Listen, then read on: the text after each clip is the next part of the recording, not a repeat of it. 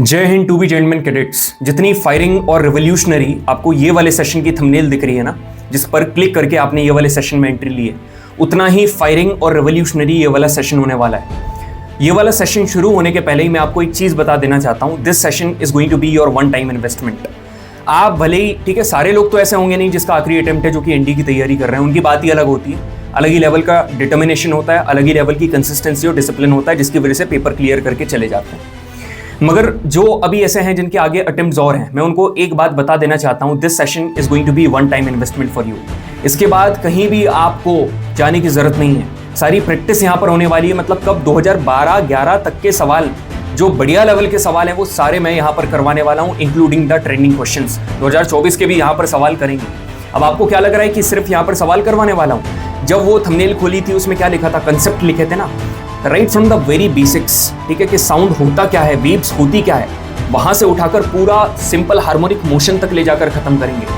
आपने कॉमर्स लिया था क्योंकि आपको साइंस पसंद नहीं थी, आपने ह्यूमैनिटीज लिया था क्योंकि आपको साइंस पसंद नहीं थी, ठीक है। आपको क्लैरिटी देने की गारंटी मेरी। अगली बार से सेशन नहीं देखना यदि आपको समझ में नहीं आया तो। आपने फिजिक्स ली 11th-12th में, आपका ठीक है। If you are not having good hands at it, don't issue, this session is going to be the best for you, ठीक है। एक चीज और आपसे बोलूंगा, देखो, every great things take time, ठीक है। हर बढ़िया चीज समय लेती है। अब चाहे वो एनडी का एग्जाम हो या ये वाला सेशन हो, ठीक है। ये वाला सेशन एक कंप्लीट कॉम्प्रिहेंसिव सेशन है। This session is going to take time. यदि आपको मेरी आवाज, कई लोग बोलते हैं कि सर थोड़ा सा स्पीड बढ़ा दिया करो, मेरे भाई वहां पर ना एक ऑप्शन होता है स्पीड बढ़ाने का, आप उससे बढ़ा लिया करो, ठीक है। कई लोग ऐसे होते हैं जिनको कन्वीनियंट होता है कम स्पीड में देखना, उनके लिए। तीसरी बात मैं ये बोलूंगा कि कई बार क्या होता है, ऑडियो ट्रैक का इशू आता है। तो आप क्या करना, वो जो 3 डॉट ऊपर बने हुए हैं ना, वहां पर लिखा रहता है ऑडियो ट्रैक, तो आप ऑडियो ट्रैक पर क्लिक करो। यार कई बार क्या पता है, यूट्यूब प्रॉब्लम कर रहा है तो वो एआई वॉइस इंग्लिश वाली डाल देता है। क्लिक करके आप ऑडियो ट्रैक पर जाना, ओरिजिनल हिंदी जो आवाज मेरी है वो वाली चलाना, उससे सेशन आप पूरा कंप्लीट करना। कई लोग इंग्लिश में कंप्लीट कर लेते हैं। एक चीज मैं आपको और बोलूंगा, ठीक है, मतलब जो भी बोल रहा हूं बहुत काम की बात बोल रहा हूं, ठीक है। फालतू मेरे बोलने की आदत नहीं है, जितना भी होता है मीनिंगफुल होता है। ये जो सेशन है ना, it is just like Rohit Sharma. कैसे, अभी आपने चैंपियंस ट्रॉफी देखी, ठीक है। यूजुअली मतलब जो कैप्टन का काम होता है leading from the front, that he is actually, मतलब ऑलवेज गिव, ठीक है। मगर यहाँ पर यदि अपन बात करें ना, जब फाइनल था चैंपियंस ट्रॉफी का, जब एक्चुअली में जब आए रन्स, तो फिर आपने देखे कितने ज्यादा रन आए। इन द सेम मैनर जब साउंड वेव्स एनडी एग्जाम में पूछा गया ना, जीएडी के पेपर में, आप इतिहास उठाकर देख लेना, पन्ने खोलकर देख लेना। हम तो रोज ही देख रहे हैं, इतना 6-7 घंटा कंटिन्यूसली देखकर ये स्लाइड्स में चेंजेस करें, मॉड्यूलेशन चेंज करें। भाई बहुत सवाल आए, 3 से, कई बार इवन 3 से 4 सवाल भी यहाँ से ये वाले टॉपिक से देखने को मिले हैं। और एक चीज मैं आपको बोलना चाहूंगा, जिन लोगों ने ये जो साउंड एंड वेव्स मेरे से पहले पढ़ रखा है ना, उनको भी ये चीज दोबारा देखनी पड़ेगी। भाई पूरी स्लाइड्स अपडेट करिए, पूरी स्लाइड अपडेट करिए, नए नए कंसेप्ट डाले हैं, नई नई चीजें ऐड ऑन करिए। This is going to be one time investment. Again I am telling you, we are going to start from zero and I am going to make you a hero in this particular topic. This is your Kapil Bhaiya. I really embellish your presence in this growing platform.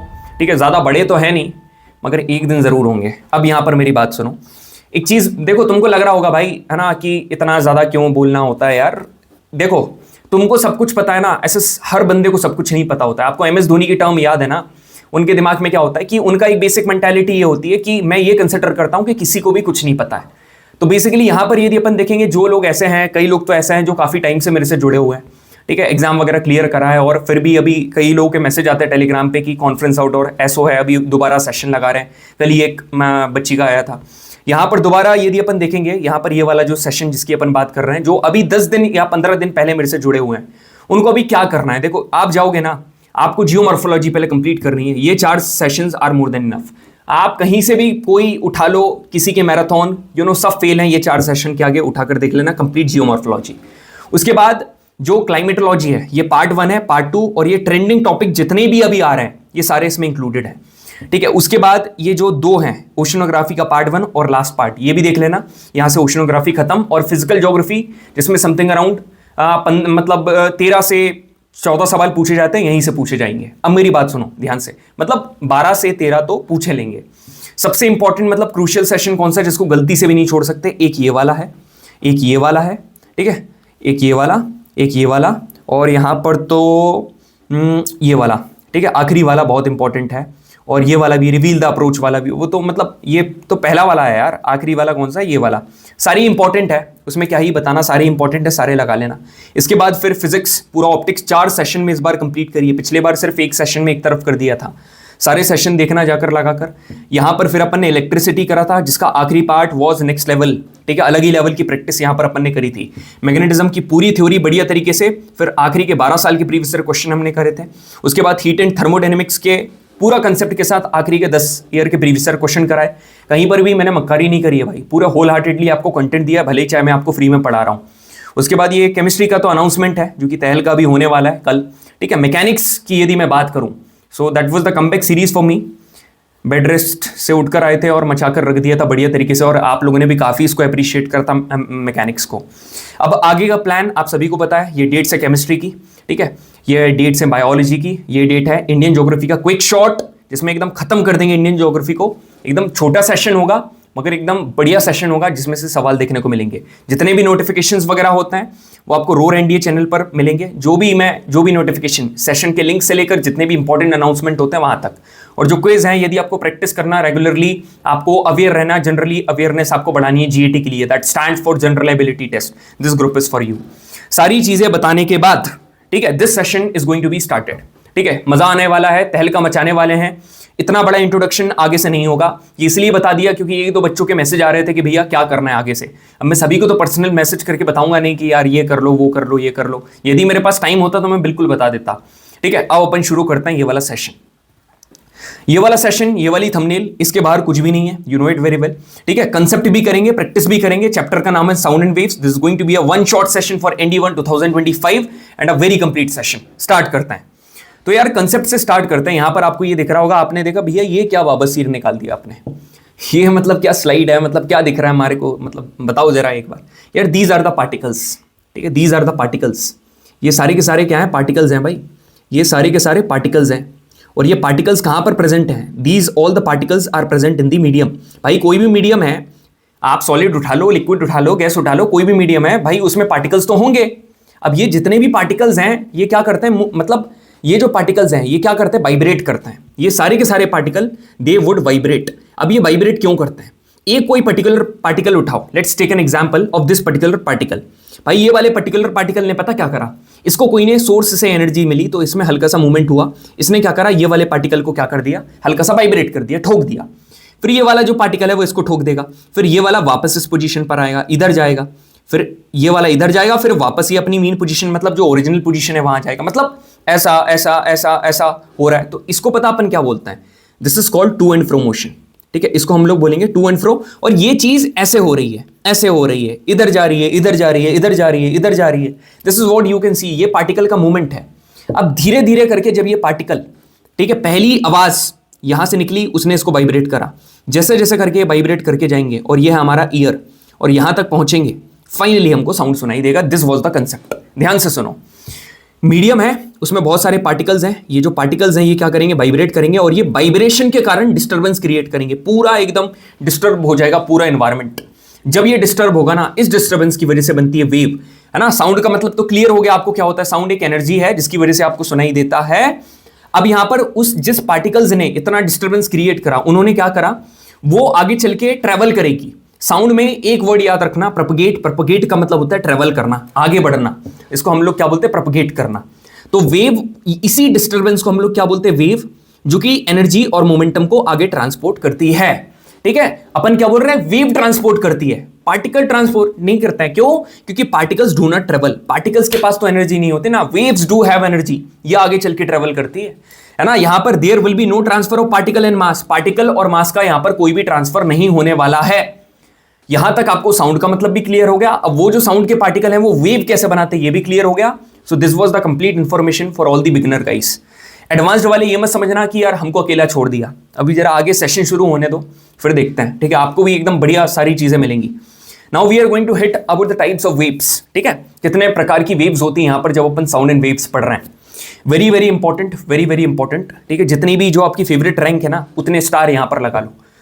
मेरी तो captain है, मैं 3 star लगा देता हूं भाई हर session में, आपने देख लिया जो भी इंपॉर्टेंट होता है। और यदि मैं बोल रहा हूं कि कोई चीज इंपॉर्टेंट है तो डोंट टेक इट लाइटली, ठीक है। अब मेरी बात सुनना, 2 प्रकार की वेव्स हैं बेसिकली। एक का नाम है मैकेनिकल वेव्स, ठीक है, एक का नाम है मैकेनिकल वेव्स, और जो दूसरी वाली है, दूसरी वाली का नाम क्या है, ईएम वेव्स, मतलब इलेक्ट्रोमैग्नेटिक वेव्स, ठीक है, इलेक्ट्रोमैग्नेटिक वेव्स। डरना मत, ठीक है, डरना नहीं, you need not fear if your Kapil behaves here, ठीक है, बिल्कुल भी डरना नहीं है, सारी चीजें आसान है। तू कॉमर्स वाला है ना, मैं भी कॉमर्स वाला था, मगर एनडीए का जो 2 पेपर सबसे कठिन आए थे, एक 16 का सेकंड वाला, और एक देखो बेसिकली क्या हो रहा था, एक वो चल रहा था trend, easy to moderate, easy to moderate, मतलब थोड़ा ऐसा चल रहा था। और जब मॉडरेट टू हार्ड जब इंक्लाइन हुआ ना NDA exam, that I cleared being a commerce student, चिंता करने की आपको दिक्कत नहीं है, ठीक है। अब ये मैकेनिकल है, मैकेनिकल वेव्स, ये होती हैं 2 प्रकार की, मगर होती क्या है, मैकेनिकल वेव्स वो होती हैं जिसको पार्टिकल्स की रिक्वायरमेंट होती है आगे प्रोपगेट करने के लिए। ईएम वेव्स वो होती हैं जिनको घंटा पार्टिकल्स की रिक्वायरमेंट नहीं होती है, दे डू नॉट, ठीक है। ये मैकेनिकल वेव्स वी लाइक मैं काफ़ी अकेला हूँ, ईएम वेव्स वी लाइक मेरी तरह मैं अकेले काफ़ी हूँ, ठीक है। यहाँ कोई ज़रूरत वगैरह नहीं है, तो समझो आप यहाँ पर ध्यान दो, एज एन एजुकेटर बात कर रहा हूँ, नहीं तो कहीं आप और कंसिडर कर लो, ठीक है। अब सुनो मेरी बात, मैकेनिकल वेव 2 प्रकार की होती हैं। Mechanical waves are of 2 types, एक होती है लॉन्जिट्यूडनल, ठीक है, एक होती है लॉन्जिट्यूडनल और दूसरी होती है ट्रांसवर्स। नाम सुने सुने लग रहा है ना, मगर आज तक समझ में नहीं आया, मैं समझाता हूँ। लॉन्जिट्यूडनल वेव्स वो होती हैं, ठीक है, दीज आर वो ऐसी वेव्स होती हैं, for example sound wave,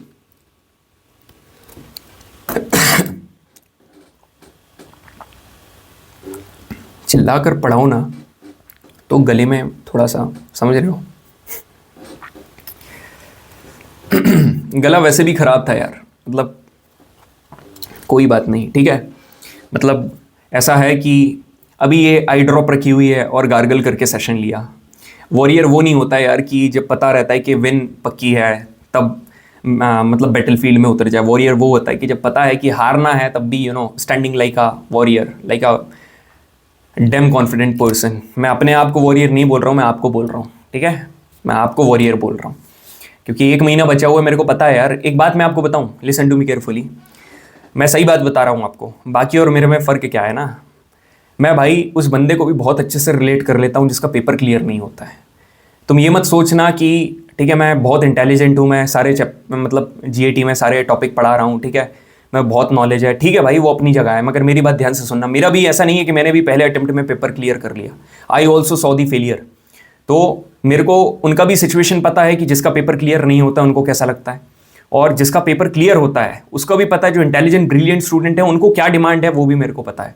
so I know, मैं दोनों को रिलेट करके सारी चीज़ें बताता हूँ। उसी तरीके से आप बोलते हो ना कि ऐसा कंटेंट क्यों होता है, कि क्योंकि I know what you think, what you want, that I know. अब यहाँ पर अपन आते हैं टॉपिक के ऊपर। तो यहाँ पर लॉन्जिट्यूडनल वेव जो है, ठीक है, it's an example of sound wave. अब यदि ट्रांसवर्स वेव बोलेंगे, ये क्या है, अभी अपन ऑप्टिक्स में पढ़ के आए ना, ये लाइट, मगर आपने अभी तक ये नहीं बताया कि ये होती क्या है। जो साउंड वेव है ये क्या करेंगी, टू एंड फ्रो। तो लॉन्जिट्यूडनल वेव्स जो है ना, ये करती है टू एंड फ्रो मोशन, मगर यदि कैसे, ऐसे ऐसे। मगर यदि ट्रांसवर्स वेव की बात करेंगे ना, ये है परपेंडिकुलर, दीज आर परपेंडिकुलर, ये परपेंडिकुलर जाती हैं। मगर परपेंडिकुलर किसके, ये भी तो बात समझो। मैं आपको 2 चीज़ बता रहा हूँ, एक होता है पार्टिकल का डायरेक्शन, ठीक है, और दूसरा काय का डायरेक्शन होता है, वेव का डायरेक्शन। इस वाले में जो पार्टिकल का, ये है वेव का डायरेक्शन, ठीक है, ये वेव का डायरेक्शन, और ये है काय का, पार्टिकल का डायरेक्शन। तो ये दोनों आपको पैरेलल, एंटी पैरेलल या टू एंड फ्रो मोशन करते हुए दिख रहा है, ये लॉन्जिट्यूडनल का। ये आपको दिख रहा है पार्टिकल का डायरेक्शन, वेव का डायरेक्शन तो ये होगा, पार्टिकल का डायरेक्शन अप एंड डाउन, ये आपको परपेंडिकुलर दिख रहा है, दिस इज ट्रांसवर्स वेव। एकदम बेसिक में आपको समझा दिया, मगर क्या इतना ही काफ़ी है क्या? अब सुनो, मैं आपको एक बढ़िया चीज़ दिखाने वाला हूँ, एकदम अपने दिमाग में बिठा लेना, ठीक है, एकदम बढ़िया तरीके से सारी चीज़ें एकदम दिमाग में करना है। जस्ट यहाँ पर देखो, 2 प्रकार की वेव है, मैकेनिकल वेव और इलेक्ट्रोमैग्नेटिक वेव्स। मैकेनिकल वेव्स को मीडियम की रिक्वायरमेंट होती है और इनको कोई भी मीडियम की रिक्वायरमेंट नहीं होती है। मैकेनिकल वेव 2 प्रकार की है, लॉन्जिट्यूडनल और transverse wave. Longitudinal for example sound wave, transverse for example light wave. Sound wave to and fro motion करती है, light wave up and down motion करती है। इसका यहाँ पर अभी जो मैंने बताया उसको रिपीट कर रहा हूँ, जो पार्टिकल के वाइब्रेशन का जो डायरेक्शन है यहाँ पर पैरेलल होता है डायरेक्शन टू दी वेव, और यहाँ पर जो पार्टिकल्स के वाइब्रेशन का डायरेक्शन है यहाँ पर परपेंडिकुलर होता है। This was all about mechanical wave. और यदि अपन बात करेंगे इलेक्ट्रोमैग्नेटिक वेव के बारे में, तो पहले तो आप मेरी बात याद रखो, मैं आपको एक तरीका बता रहा हूँ, ठीक है, वो तरीका मेरा ध्यान से सुनना, ठीक है। मैं आपको कुछ नाम बता रहा हूँ, वही मैं जिस तरीके से बता रहा हूँ ना, उस तरीके से यदि आप याद करोगे ना, आप फायदे में रहोगे, ट्रिक। ठीक है, क्या है ये ट्रिक, सुनो मेरी बात। आप याद रखो गेक्स यूवी मार। गेक्स यूवी मार क्या है, पहले लिखो गेक्स, ए साइलेंट है, यूवी लिखो। अब यूवी बस इतना छोड़ मत देना, यूवी आई है यूवी, और मार लिख दो। यहां पर जो भी ए आएगा ना वो साइलेंट है। ये क्या लिख दिया आपने, ये क्या सीन है सर। जी का मतलब होता है गामा रेस, एक्स का मतलब होता है एक्स रेस, यूवी का मतलब होता है यूवी रेस, आई का मतलब होता है इंफ्रारेड रेस, एम का मतलब होता है माइक्रोवेव, माइक्रोवेव रेस, ठीक है, माइक्रोवेव्स, या फिर आर का मतलब होता है रेडियो वेव्स, है ना। ये सीक्वेंस है। अब मेरी बात ध्यान से सुनना, इसका मैं एक चीज ड्रॉ करके बता रहा हूं, हमेशा अपने दिमाग में रखना। ये है, ठीक है, ये अपन ने एक मतलब स्ट्रक्चर बना लिया जिसके ऊपर अपन वेव ड्रॉ करेंगे। ये जो वेव्स है ये कैसी है, और यहाँ पर तो फ्रीक्वेंसी सर मतलब बहुत ही ज़्यादा दे दी आपने। चलो ठीक है, थोड़ा दूर कर देते, मतलब यहाँ तो और दूर होते जा रहा है सर, ये तो दूर होते जा रहा है। ये अब आपको समझ में क्या आया, सुनना ध्यान से। जिसको भी थोड़ा बहुत नॉलेज है मैं उसको बता दे रहा हूँ, नहीं तो ये तो पढ़ने ही वाले हैं अपन, है ना, चिंता करने की जरूरत नहीं है। इन दोनों के बीच के जो डिस्टेंस को अपन क्या बोलते हैं, वेवलेंथ। और ये जो बार बार हो रही है, number of repetitions per unit time, इनको फ्रीक्वेंसी बोलते हैं। तो आप एक चीज नोटिस करोगे, यहां से जब इधर जा रहे हैं तो जो वेवलेंथ है, ये जो वेवलेंथ है ये क्या हो रही है, ये तो बढ़ रही है, वेव की लेंथ बढ़ रही है। मगर एक चीज आप नोटिस करोगे, जो फ्रीक्वेंसी है ये फ्रीक्वेंसी कम हो रही है। आप देखो कितने दूर दूर, मतलब इतना टाइम स्लॉट लोगे उसमें यहां 3 बार हो गई, अब इतना लोगे उसमें बस 1 बार हुई। फर्क आपको समझ में आ रहा है। इसी जिस तरीके से फ्रीक्वेंसी है ना, फ्रीक्वेंसी का जस्ट ट्विन जो ब्रदर है वो कौन है, वो है एनर्जी। यहां पर एनर्जी भी कम हो रही है, ठीक है, इधर एनर्जी कम हो रही है, तो वेवलेंथ बढ़ेगी, फ्रीक्वेंसी कम होगी और एनर्जी। मगर सीक्वेंस क्या है, अब भी तो तेरे को याद करवाया, जीएक्स यूवी मार, दिस इज द सीक्वेंस। मगर डायग्राम बनाकर बता दो अच्छे से। आपका डायग्राम अच्छा नहीं बना है यार तुम लोग, मतलब ड्राइंग कंपटीशन था भाई, तुम मतलब क्या बात कर रहे हो। ऐसी ड्राइंग बनाई थी ना कि समय था एक पीरियड का और वो पीरियड था 45 मिनट्स का, मेरे को 10 मिनट में ही बाहर कर दिया था। वही अपना माउंटेन्स वाली, उसके ऐसा माउंटेन्स, बीच में सन, नदी बह रही है, पक्षी उड़ रहे हैं, एक घर भी बना दिया ठीक है, आगे बढ़ते हैं। ये लिखा है gamma rays, X rays, UV rays, infrared rays, microwave, radio waves. ठीक है, वेवलेंथ बढ़ेगी, है ना, जैसे जैसे इधर जा रहे हैं, फ्रीक्वेंसी कम होगी और एनर्जी क्या होगी, कम होगी। अब सर ये वेवलेंथ को आपने ये क्या नमूना बना दिया लैम्डा बोलते हैं इसको, चिंता मत करो सब बताऊंगा, ठीक है। अब मेरी बात सुनो, सेशन इसलिए बड़ा होता है अपना, जिसको थोड़ा ऐसा लग रहा है कि टाइम कंज्यूमिंग है, अपनी स्पीड बढ़ा लो मोबाइल की, ठीक है। अब सुनो मेरी बात, अब सर विजिबल रेज कहां पर आएगी, 3 को ऊपर करो 3 को नीचे करो, दिस द ट्रिक। 3 कौन कौन, गामा, एक्स, यूवी को ऊपर रखो, ये आ गई बीच में, यहां पर विजिबल आ जाएगी, ये क्या है विजिबल। अब नीचे क्या आ गई, इंफ्रा, माइक्रो, रेडियो वेव। अरे वो पूछ लेता है भाई, ऐसा क्यों बताया आपने, पूछ लिया आपसे विजिबल रेज की जो वेवलेंथ है वो यूवी रेज से ज्यादा होती है कम होती है, क्या होती है, ज्यादा होती है भाई, वेवलेंथ इधर बढ़ रही है, और इंफ्रारेड से कम होगी या ज्यादा होगी, कम होगी। क्यों, क्योंकि इंफ्रारेड तो इधर आता है ना, और विजिबल ये लाल वाला है, ठीक है।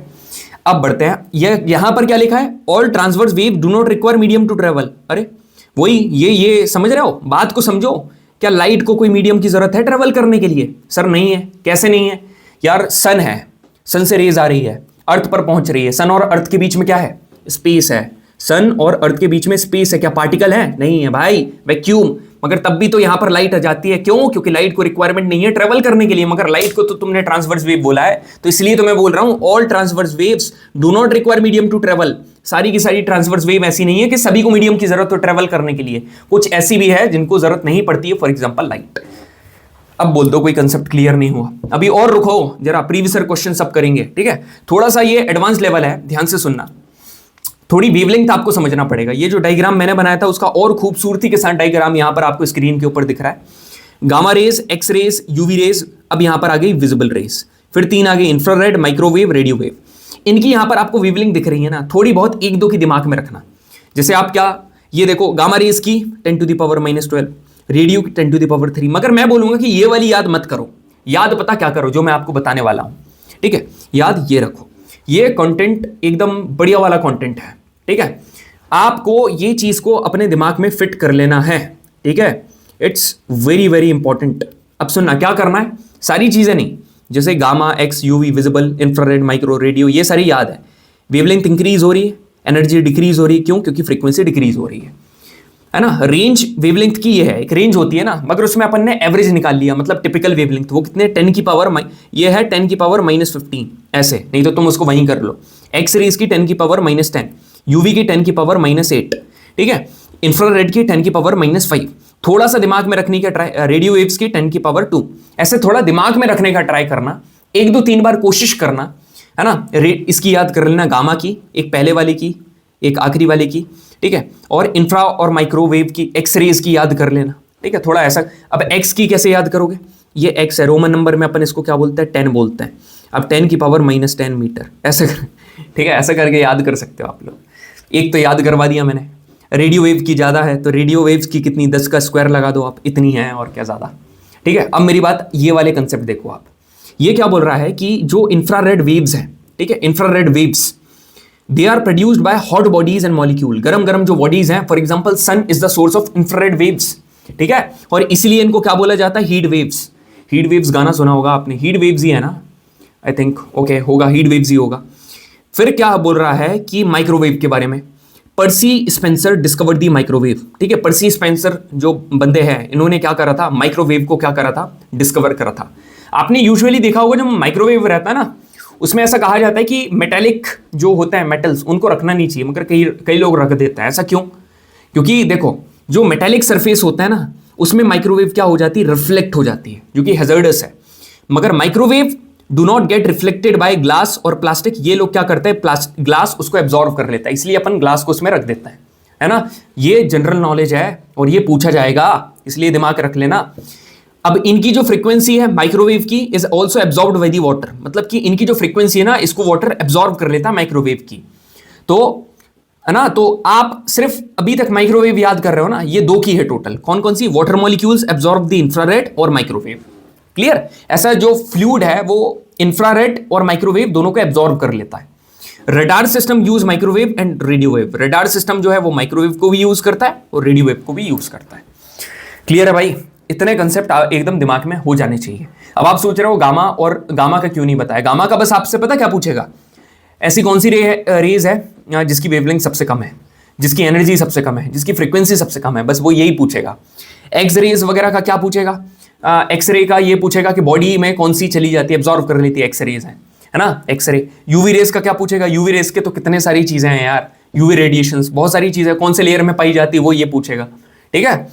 और इंफ्रारेड का मैंने बता दिया, माइक्रोवेव का मैंने बता दिया, रेडियो वेव्स का मैंने बता दिया, रडार सिस्टम में यूज होता है, इसके बाहर और क्या ही पूछेगा, ठीक है। अब करते प्रीवियस ईयर क्वेश्चन, सारे प्रीवियस ईयर क्वेश्चन करेंगे। विच one of the following statements is true for sound waves propagating in air, ठीक है, जो कि हवा में प्रोपगेट कर रही है, मतलब ट्रेवल कर रही है, उसके रिगार्डिंग कौन सी स्टेटमेंट ट्रू है।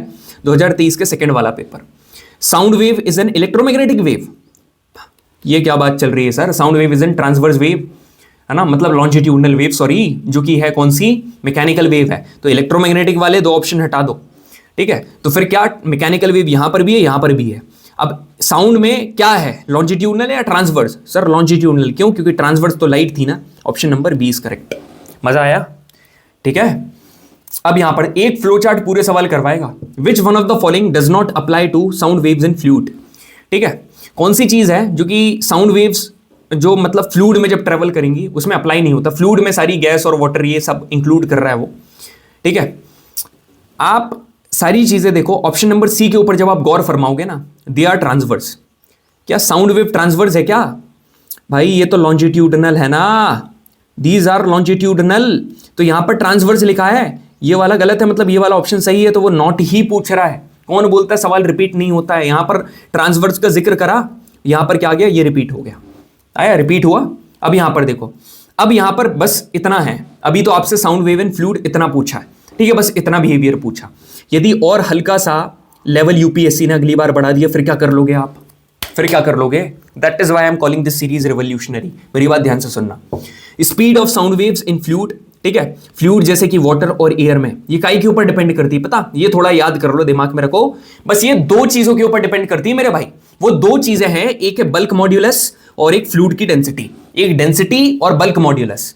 बल्क मॉड्यूलस का मतलब होता है कंप्रेसिबिलिटी, बल्क मॉड्यूलस का मतलब कंप्रेसिबिलिटी। कैसे, देखो यहां पर बल्क मॉड्यूलस में इट इज डायरेक्टली प्रोपोर्शन, ठीक है, to the square root of, ऐसा है ये, बी, ठीक है।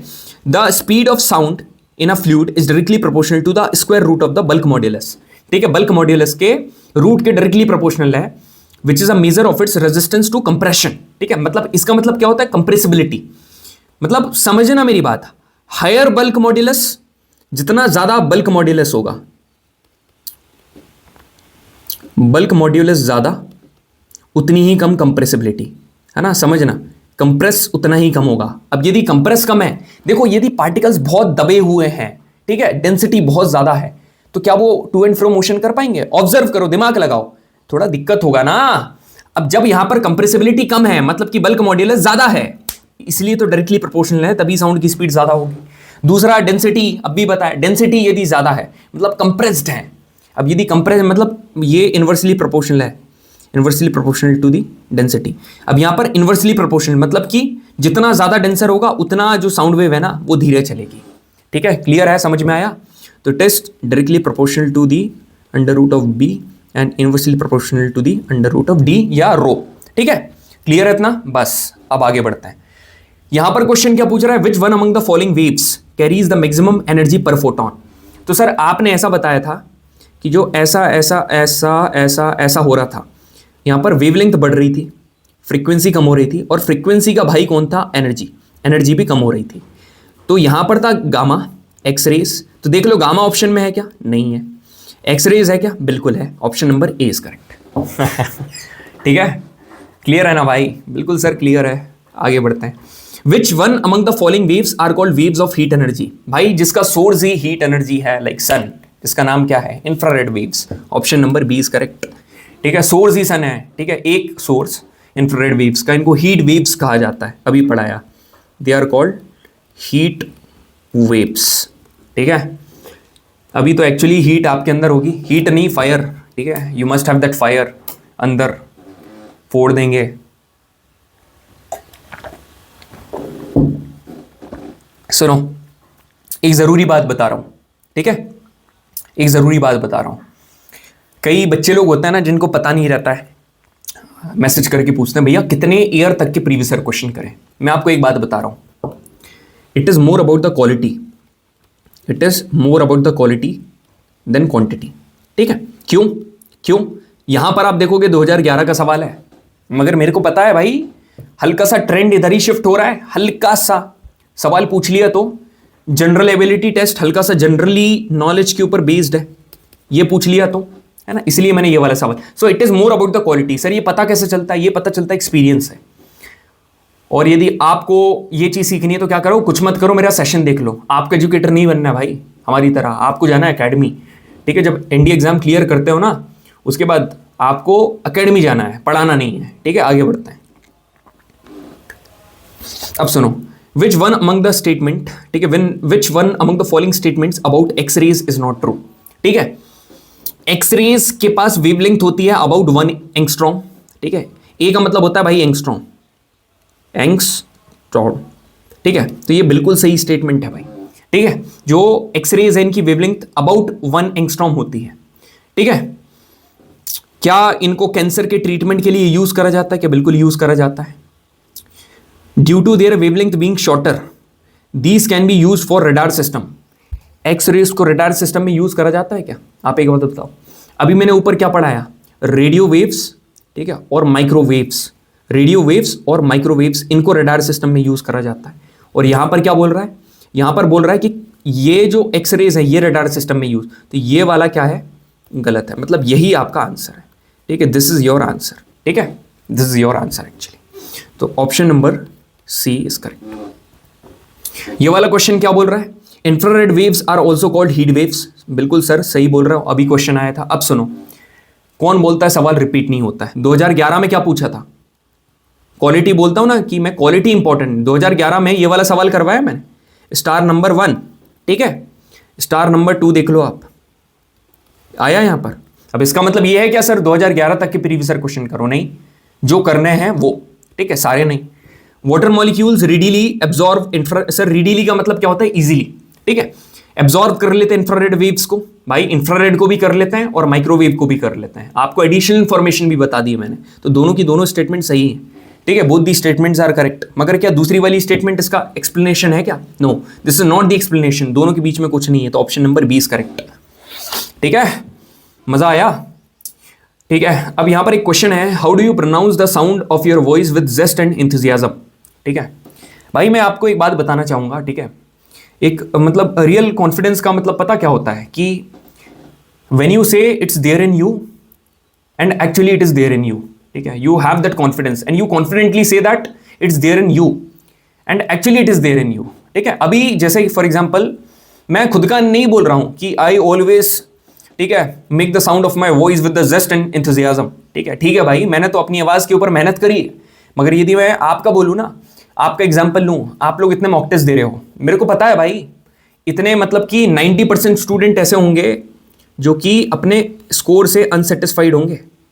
ठीक है, मगर फिर भी दे हैव द कॉन्फिडेंस कि भाई ये मेहनत वेस्ट तो जाने वाली है नहीं, इतना बढ़िया मैं सेशन लगा रहा हूँ, इतना टाइम मैं यहाँ पर दे रहा हूँ, मेहनत तो वेस्ट जाएगी नहीं। ठीक है, आई विल मेक इट। ठीक है, आई कैन डू इट। ठीक है, I am the guy that can do it. ये अंदर से आवाज, this is the real confidence. ठीक है, इसको कॉन्फिडेंस बोलता है। 99 और 100% people are against you, still there is an inner voice from you, it's calling you, you can do that, you can do that. ठीक है, and you will definitely do that. अब मेरी बात ध्यान से सुनो, ये मैंने खुद को मोटिवेट करने के लिए नहीं लिखा था, मैंने पता क्यों लिखा था, ताकि आप गौर फरमाओ काय के ऊपर, sound of your voice. Voice और साउंड में फर्क है। वॉइस का साउंड होता है, ठीक है, साउंड मतलब वाइडर टर्म है मेरे भाई। तो ये कैसे आता है पता, यदि आपको ऐसा बता दूं ना कि मैं इतना क्यों जेस्ट और इंथुजियाज्म के लिए, मतलब इतना क्यों वो करता हूं यार, आपके लिए कुछ भी। ठीक है, जब फ्री में ऐसा कंटेंट दे सकते हैं तो इतना गला थोड़ा नहीं फाड़ सकते हैं क्या? ठीक है, कुछ भी कर सकते हैं आपके लिए, बस जान भी दे देंगे, बस मांगना मत।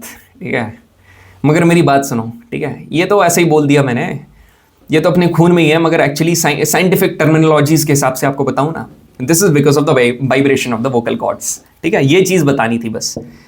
तुम सोच रहे होगे सर इतना रायता क्यों फैलाया आपने सीधा ताकि आप भूलो ना। ठीक है, याद आएगा यही आपको एग्जाम में, बस यही नहीं कि यही याद करते रहो, जो मेन चीज है वो भी याद रखना है। अब we are going to talk about the production of sound. Sound कैसे प्रोड्यूस होता है? साउंड प्रोड्यूस होता है वाइब्रेशन की वजह से, जो कि अभी मैंने आपको बोला। अब ये जो एनर्जी है is provided by some outside source, कुछ बाहर से सोर्स की रिक्वायरमेंट है, ऐसे नहीं कि खुद से आ जाएगी।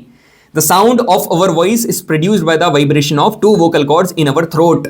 यही तो मैंने बताया, और ये वाला क्वेश्चन पूछ सकता है आपके लिए, इसलिए मैंने इतना टाइम दिया। अब ये सिर्फ क्या आपकी वॉइस का ही है या सारी चीजों के लिए? भाई सारी चीजों के लिए वाइब्रेशन वेरी इंपॉर्टेंट है। ठीक है, कभी भी प्रोडक्शन चाहिए तो vibration is very important for the sound. Sitar में आवाज चाहिए, स्ट्रिंग को वाइब्रेट करो, फ्लूट को चाहिए वाइब्रेट करो। और ये जो वाइब्रेशन है ना, ये इनसाइड से होता है फ्लूट। ठीक है, आप यदि सोचो बाहर से कोई वाइब्रेशन नहीं, क्योंकि आप अंदर से, आप मेम्ब्रेन में आप देखोगे ये फ्लूट है। ठीक है, यहां से फूंक मारा आपने तो यहां पर जो होल है, तो वाइब्रेशन अंदर होगा ना, बाहर से कहां से वाइब्रेशन हो जाएगा? अब अपन बात कर रहे हैं ड्रम। ड्रम आप देखा होगा स्कूल वगैरह में बजाए होंगे, है ना, या फिर जो ड्रम्स का सेट वगैरह बजाते होंगे उनको, जो एक मेम्ब्रेन होती है ऊपर लगी रहती है, वो वहां पर वाइब्रेशन होता है अंदर, उससे आपको आवाज आती है। समझ में आया? क्लियर है सर? अब यहां पर मेरी बात ध्यान से सुनना। Light needs no medium to travel. Light को कोई जरूरत नहीं पड़ती है। आप याद क्या कर लेना, सन की रेज, इनको कोई जरूरत नहीं पड़ती है। मगर sound needs medium to travel. Solid, liquid, gas, मगर सर ट्रेवल, ठीक है, ये तो बात है कि इनको मीडियम की रिक्वायरमेंट पड़ती है ट्रेवल करने के लिए, मगर ट्रेवल कैसे करती है? ट्रेवल करना मतलब प्रोपगेट करना। Next topic is the propagation of the sound. ठीक है, next topic is the propagation of sound. भाई एकदम फोड़ने वाले हैं अपन लोग। इफ द ऑब्जेक्ट वाइब्रेट, यदि ऑब्जेक्ट वाइब्रेट कर रहा है तो उसके अराउंड जितने भी पार्टिकल हैं वो भी वाइब्रेट करेंगे। वो जो पार्टिकल है, इसने इसको वाइब्रेट कर दिया, ये वाला पार्टिकल इसके ऊपर फोर्स एक्सर्ट करेगा, फिर ये वाला पार्टिकल इसको वाइब्रेट करेगा। इस तरीके से साउंड वेव बनेगी और प्रोपगेट होगी। ठीक है, समझ में आया? मगर पार्टिकल्स कभी भी ट्रेवल नहीं करते हैं। दे डू, तो करते क्या हैं? ट्रेवल नहीं करते हैं, तो ये सिर्फ ऑसिलेट करते हैं। ऑसिलेट करना, ऐसे ऐसे ऐसे ऐसे। ऑसिलेशन और वाइब्रेशन में क्या अंतर है अब भी बताएंगे, चिंता मत करो। ये सिर्फ ऑसिलेट करते हैं, तो फिर ट्रेवल कौन करेगा? वेव्स के पास एनर्जी होती है, ये ट्रेवल करते हैं। अब मैं आपको एक बात बताऊं भाई, ये पूरी वेव बनी, कहीं पर पार्टिकल ज्यादा होंगे, ये पार्टिकल ज्यादा हैं। अब जब यहां पर पार्टिकल ज्यादा हैं तो यहां पर प्रेशर ज्यादा है ना, यहां पर पार्टिकल ज्यादा है, प्रेशर ज्यादा है, एक दूसरे के ऊपर ज्यादा प्रेशर एक्सर्ट करेंगे, ठीक है, फोर्स पर यूनिट एरिया। अब आपको यहां पर डेंसिटी भी ज्यादा देखने को मिल रही है कि सर इतने एरिया में डेंसिटी ज्यादा महसूस कर पा रहा हूं मैं। ये वाला जो एरिया है यहां पर प्रेशर कम है ना, और यहां पर डेंसिटी कम है। जहां पर डेंसिटी ज्यादा है इसको अपन लोग पता क्या बोलेंगे, compression, this is called compression. और जहां पर डेंसिटी कम है इसको अपन लोग पता क्या बोलेंगे, इसको बोलेंगे रेयरफेक्शन, इसको बोलेंगे रेयरफेक्शन। तो कभी भी साउंड वेव बनेगी वहां पर डेंसिटी चेंज होगी, है ना। तो साउंड वेव बन रही है, ट्रेवल करेगी, तो वहां पर डेंसिटी का चेंज भी ट्रेवल करेगा। मतलब propagation of the density change refers to the propagation of sound wave। मतलब ये लिखा हुआ है, propagation of sound wave is the propagation of density change। मतलब साउंड वेव ट्रेवल करेगी तो पक्की बात है डेंसिटी में चेंज आएगा। क्यों? क्योंकि भाई पार्टिकल से मिलकर बन रही है। कहीं पर डेंसिटी ज्यादा होगी, कहीं पर डेंसिटी ज्यादा होगी, कहीं पर डेंसिटी कम होगी। जहां पर ज्यादा होगी उसको कंप्रेशन बोलेंगे, जहां पर कम होगी उसको रेयरफेक्शन बोलेंगे। तो पार्टिकल है, listen to me carefully, particle है तो साउंड की वेव है, पार्टिकल नहीं है तो साउंड की वेव नहीं है। मतलब sound can not travel in vacuum, sound vacuum में ट्रेवल ही नहीं कर सकता है। बिल्कुल सर, सवाल करें यहां पर देखो, साउंड वेव और इलेक्ट्रोमैग्नेटिक वेव को डिफरेंशिएट करा है। साउंड वेव को मैकेनिकल, और मतलब साउंड वेव एक मैकेनिकल वेव है और उसमें एक टाइप है लॉन्जिट्यूडनल, ठीक है। इलेक्ट्रोमैग्नेटिक वेव ट्रांसवर्स वेव है। अब सुनो मेरी बात, यहां पर जो इसकी स्पीड है साउंड वेव की, इट इज 340 मीटर पर सेकंड। कई बार आपको न्यूमेरिकल्स में 300 मीटर पर सेकंड दे देगा एयर में, सिर्फ ये एयर में है। आगे अपन बात करेंगे अलग अलग जगह क्या है। यहां पर इलेक्ट्रोमैग्नेटिक पर्टिकुलरली लाइट की बात कर रहा है, तो ये वहीं बता दिया था 3 × 10⁸ होती है, लाइट की बात कर रहा है। Sound wave do not pass through vacuum but electromagnetic waves do. Electromagnetic waves कर लेंगी फॉर एग्जांपल लाइट। इतना पहले ही बता दिया था, रिवीजन के तौर पर मैंने दोनों को साइड में रख के डिफरेंशिएट करवा दिया ताकि आपके दिमाग में अच्छे से घुस जाए। अब बढ़ते हैं आगे सवाल की तरफ। 2021 का दूसरा सवाल, विच one among the following is true. सही बताना है कि सही कौन सा प्रोपगेशन के regarding. Sound can travel in vacuum, क्या कर सकता है भाई? वैक्यूम में क्या पार्टिकल है? ना ना, ऐसा नहीं। साउंड, ठीक है, और यहां पर भी लिखा है, ये वाला भी हटा दो, sound can not travel in vacuum and it is a longitudinal, और यहां पर ट्रांसवर्स बोल रहा है। कितनी बार ये चीज रिपीट हुई है? How many times the same thing has got repeated again and again, ठीक है। That is why I tell you why previous year questions are important, not because इसलिए नहीं कि सवाल रिपीट हो रहे हैं, इसलिए क्योंकि कंसेप्ट रिपीट हो रहे हैं। आप लोग मेरे से बोलते हो ना सबसे जरूरी प्रैक्टिस कौन सी, सबसे जरूरी सवाल कौन सा है? भाई ठीक है, मैं लाऊंगा, बिल्कुल मोस्ट एक्सपेक्टेड सवाल आएंगे, मगर सबसे जरूरी सवाल जो अभी है ना, मैं वो करवा रहा हूं प्रीवियस ईयर क्वेश्चन, ठीक है। ऑप्शन नंबर कौन सा सही है? Option number B is correct, क्योंकि लॉन्जिट्यूडनल वेव्स है, ठीक है। मजा आ रहा है ना? Which one among the following statement is not correct, है ना। 2020 भाई लिखने वाले ने क्या अच्छे से लिख देता 1 या 2, समझ में नहीं आ रहा 1 में पूछा है या सेकंड में पूछा है। Sound waves can travel through water, बिल्कुल सर, वाटर में क्यों नहीं ट्रेवल करेगा? सॉलिड, लिक्विड, गैस तीनों में ट्रेवल कर सकता है। कैन ट्रेवल थ्रू एयर, बिल्कुल कर सकता है। स्टील में भी कर सकता है। Can travel through vacuum, vacuum में दम है करके बता दे भाई। Option number D is correct, क्योंकि ये वाली स्टेटमेंट गलत है, ये तीनों सही थी, ठीक है। अब आता है स्पीड ऑफ साउंड, किसके ऊपर डिपेंड करती? 3 चीज के ऊपर डिपेंड करेगी। एक होता है मीडियम, एक होता है मीडियम, दूसरा होता है टेम्परेचर, और तीसरा होता है ह्यूमिडिटी, ठीक है। सबसे ज्यादा यदि आप बोलोगे स्पीड ऑफ साउंड जो है वो कहां पर है? सॉलिड में, फिर लिक्विड में, फिर गैस में। टेम्परेचर ज्यादा तो स्पीड ऑफ साउंड भी ज्यादा, ठीक है। अब ह्यूमिड, यदि आप देखोगे ना, जो ह्यूमिड एयर होती है इसमें साउंड की स्पीड ज्यादा रहती है ड्राई एयर से। जो मॉइस्चर वाली, जिसमें नमी ज्यादा रहती है ना, वो वाली। ह्यूमिडिटी क्या होता है भैया? मेरे भाई सेशन लगा करा, वो जो मैंने बताया ना क्रूशियल सेशन, उसको, जिसको आप गलती से भी मत छोड़ देना। ये वाला सेशन अभी मैंने आपको बताया था, गलती से भी नहीं, सवाल आएगा, ठीक है, आएगा, पक्का आएगा। कौन सा वाला? ये वाला, ये ट्रेंडिंग, ठीक है, ट्रेंडिंग टॉपिक ऊपर, इसलिए मैंने वो थंबनेल में डलवा दिया था कि भाई ट्रेंडिंग लिख दी हो। अब यहां पर देखो, ये देखो, आप आगे बढ़ते हैं। पहला है नेचर ऑफ मटेरियल और मीडियम, सॉलिड में ज़्यादा, लिक्विड में कम, फिर गैस में। टेम्परेचर में टेम्परेचर ज़्यादा तो स्पीड ज़्यादा। Humidity of air, humid air में ज़्यादा, इसमें कम। इतना इंपॉर्टेंट है ये, ठीक है भाई। मैं सब कुछ लिख सकता हूँ, मतलब मैं, ऐसा नहीं है कि मेरा डोमिनेट कर रहा हूँ। लेफ्टिनेंट, कैप्टन, मेजर, ठीक है, सब कुछ लिख देंगे अपन। लेफ्टिनेंट, कर्नल, ठीक है, ब्रिगेडियर, सारी चीज़ें वी कैन राइट। अब यहाँ पर देखो, विच one among the following statements about sound is not correct? Sound travels at speed slower then that of, भाई साउंड की स्पीड कितनी लिखी थी वहाँ पर? 330 मीटर पर सेकेंड, और इसकी कितनी थी? 3 × 10⁸ मीटर पर सेकेंड। ये किसकी थी?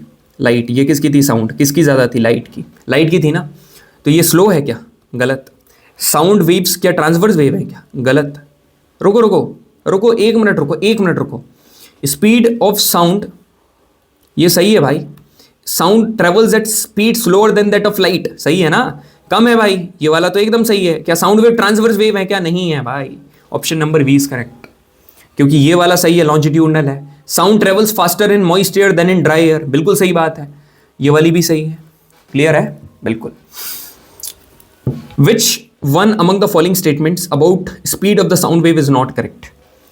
भाई इस बार रगड़ दूंगा, इतने सवाल करवाऊंगा ना कि सिस्टम ही खत्म। ठीक है, कहीं और भटकने की जरूरत ही नहीं।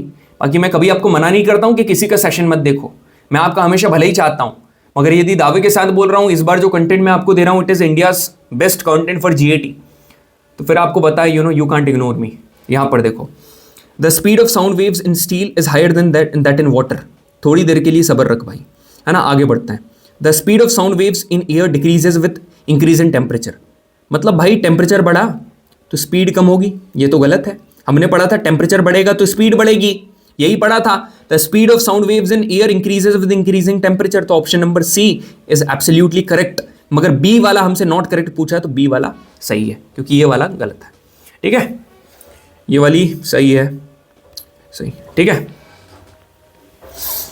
यहां पर क्या लिखा है? Speed of sound waves in water is higher than that in air, सही है। सॉलिड में ज्यादा, फिर लिक्विड में कम, फिर गैस में।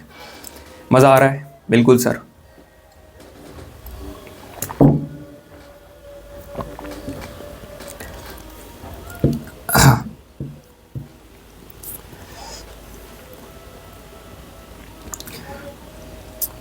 भाई ठीक है, हाँ आपने वो मूवी देखी होगी यार, तेरे नाम। ठीक है, सलमान भाई कमबैक करते हैं ना। मतलब आपने सुना होगा जाकिर खान क्या कह रहे थे कि भाई के ऊपर चार्जेस लग जाते हैं। ठीक है, रिपोर्ट दर्ज हो जाती है, जेल जाने की कगार पर आ जाते हैं, फिर आती है तेरे नाम। कबीर सिंह कहीं पर नहीं लग रही है तेरे नाम के आगे, है ना? उसमें एक बढ़िया सी लाइन है, पहले उसने रस कहा फिर गुल कहा फिर ले कहा। पहले उसने रस कहा फिर गुल कहा फिर ले कहा, इसी तरह जालिम ने रसगुल्ले के टुकड़े टुकड़े कर दिए। इसी तरीके से, ठीक है, इसी तरीके से लिसन टू मी केयरफुली। पहले उसने एन कहा, फिर डी कहा, फिर ए कहा, इसी तरह जालिम ने एन डी के टुकड़े टुकड़े कर दिए। ठीक है, पहले उसने आर्मी कहा, फिर एयरफोर्स कहा, फिर नेवी कहा, इसी तरह जालिम ने फौज के टुकड़े टुकड़े कर दिए। But we have equal respect for each and every unit of Indian armed forces. ठीक है, सभी के लिए इक्वल रिस्पेक्ट है, चाहे आर्मी हो, चाहे एयरफोर्स हो, चाहे नेवी हो। सभी ने अपने को स्टार्टिंग से ही सपोर्ट करते आए हैं, अभी कर रहे हैं और हमेशा करते रहेंगे। ठीक है, respect equally for all of them, एकदम एक्सपोनेंशियल वाली। अब यहाँ पर देखो, आगे बढ़ते हैं। At 20 degree Celsius speed of sound in water is approximately, एक चीज़ याद करोगे, एयर में अप्रॉक्सीमेटली होती है 330 metre per second average, water में होती है, मतलब लिक्विड में 1500 मीटर पर सेकेंड। ठीक है, आखिरी में जो सॉलिड की बात करेंगे, सॉलिड में होती है 5000 मीटर पर सेकेंड। सबसे ज़्यादा यहाँ पर है, इसलिए बोलता हूँ सॉलिड में सबसे ज़्यादा है। तो क्या पूछ रहा है? Speed of sound in water is approximately 20 degree Celsius पर, तो पानी पानी ही रहेगा, तो वाटर पर कितनी होगी? वाटर पर 1500 होगी। Option number C is correct. ठीक है, चलो आगे बढ़ते हैं। क्या बोल रहा है भाई? The flash of lightning. अच्छा, बिजली चमक रही है, वो तो हमारी थंबनेल में भी चमक रही है। द फ्लैश ऑफ लाइट, और नहीं, थंबनेल और कंटेंट दोनों में चमक रही है। ठीक है, and I am damn confident, और मेरे स्टूडेंट भी कॉन्फिडेंट है इस बात के ऊपर।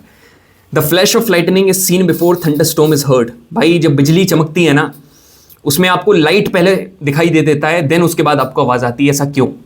पहले आपको लाइट सुनाई दे देता है, उसके बाद आपको उसका साउंड आता है, क्योंकि the speed of light is much more greater than the speed of sound. ठीक है, तो क्या बोलोगे? Light travels much faster than sound option number B is correct. 2023 का सेकंड क्वेश्चन क्या कठिन था क्या? कहीं से कहीं तक नहीं था। अब अपन बढ़ते हैं कुछ जनरल कैरेक्टरिस्टिक्स के ऊपर, ठीक है। अब यहां पर देखो आप, ठीक है, पहले बेसिक में बता दूं मैं आपको, ठीक है, कुछ मतलब एक इंट्रो दे देता हूं आपको कि क्या होता है, कैसा क्या होता है। ये जो हाइट है, ठीक है, इसको बोलते हैं मेरे भाई क्रेस्ट। ये जो नीचे वाला लोअर मोस्ट पॉइंट है, इसको अपन लोग क्या बोलते हैं? ट्रफ। या तो दो क्रेस्ट के बीच का डिस्टेंस या तो दो ट्रफ के बीच के डिस्टेंस, इसको बोलते हैं वेव की लेंथ, वेव लेंथ। वेव की जो हाइट होती है इसको हम लोग बोलते हैं एम्पलीट्यूड, है ना। कितने नंबर ऑफ टाइम में, पर यूनिट टाइम में कितनी बार वो वाइब्रेट कर रही है, कंप्लीट वेव बना रही है, उसको बोलते हैं फ्रीक्वेंसी। और कितने टाइम में कंप्लीट वेव बन रही है उसको बोलते हैं टाइम पीरियड। क्या सिर्फ आपसे यही डायरेक्ट पूछेगा एग्जाम में? डीप में पढ़ना पड़ेगा, उसके लिए डीप में आपको नॉलेज चाहिए। I am ready with it, you need not worry, ठीक है। वेव लेंथ मतलब वेव की लेंथ, मतलब length between two consecutive trough और क्रेस्ट, या तो दो कंसेक्यूटिव क्रेस्ट के बीच का या तो दो कंसेक्यूटिव ट्रफ के बीच का डिस्टेंस। अब एक बात बताओ, यदि मैंने आपसे बोल दिया, सुनना मेरी बात ध्यान से सुनो, कि भाई ये है डेंसिटी, ये जो ग्राफ है ये डेंसिटी शो कर रहा है, यहां पर डेंसिटी ज्यादा है और यहां पर डेंसिटी कम है, ठीक है। डेंसिटी ज्यादा, और जहां पर डेंसिटी ज्यादा है उसको अपन लोग कंप्रेशन बोलेंगे, ये कंप्रेशन है ये दोनों। और ये जहां डेंसिटी कम है उसको रेयरफेक्शंस बोलेंगे। अभी बताया भाई, अब ये मत बोलना कि सर ये कैसे, अभी ऊपर समझाया ना, जहां डेंसिटी ज्यादा मतलब ग्राफ ऊपर गया मतलब यहां डेंसिटी ज्यादा है। तो आप एक बात बताओ, ये जो कंप्रेशन का सेंटर है, ये दो सेंटर, इन दोनों के बीच के डिस्टेंस को भी तो आप बोल सकते हो वेवलेंथ, और जो रेयरफेक्शंस के दो सेंटर इनको भी तो बोल सकते हो। ये भी अपने नोट्स में लिखा है, distance between the centre of to consecutive compressions और टू कंसेक्यूटिव रेयरफेक्शंस। अब आप एक बात बताओ, it is denoted by lambda, ठीक है। ये क्या सीन है भाई, इसका सिंबल पता कैसा होता है? इसका सिंबल होता है ये, इसको बोलते हैं लैम्डा, और इसकी ऐसा यूनिट होगी मीटर। क्यों? क्योंकि we are talking about length. Clear? आगे बढ़ते हैं। Frequency, number of complete waves produced in 1 second.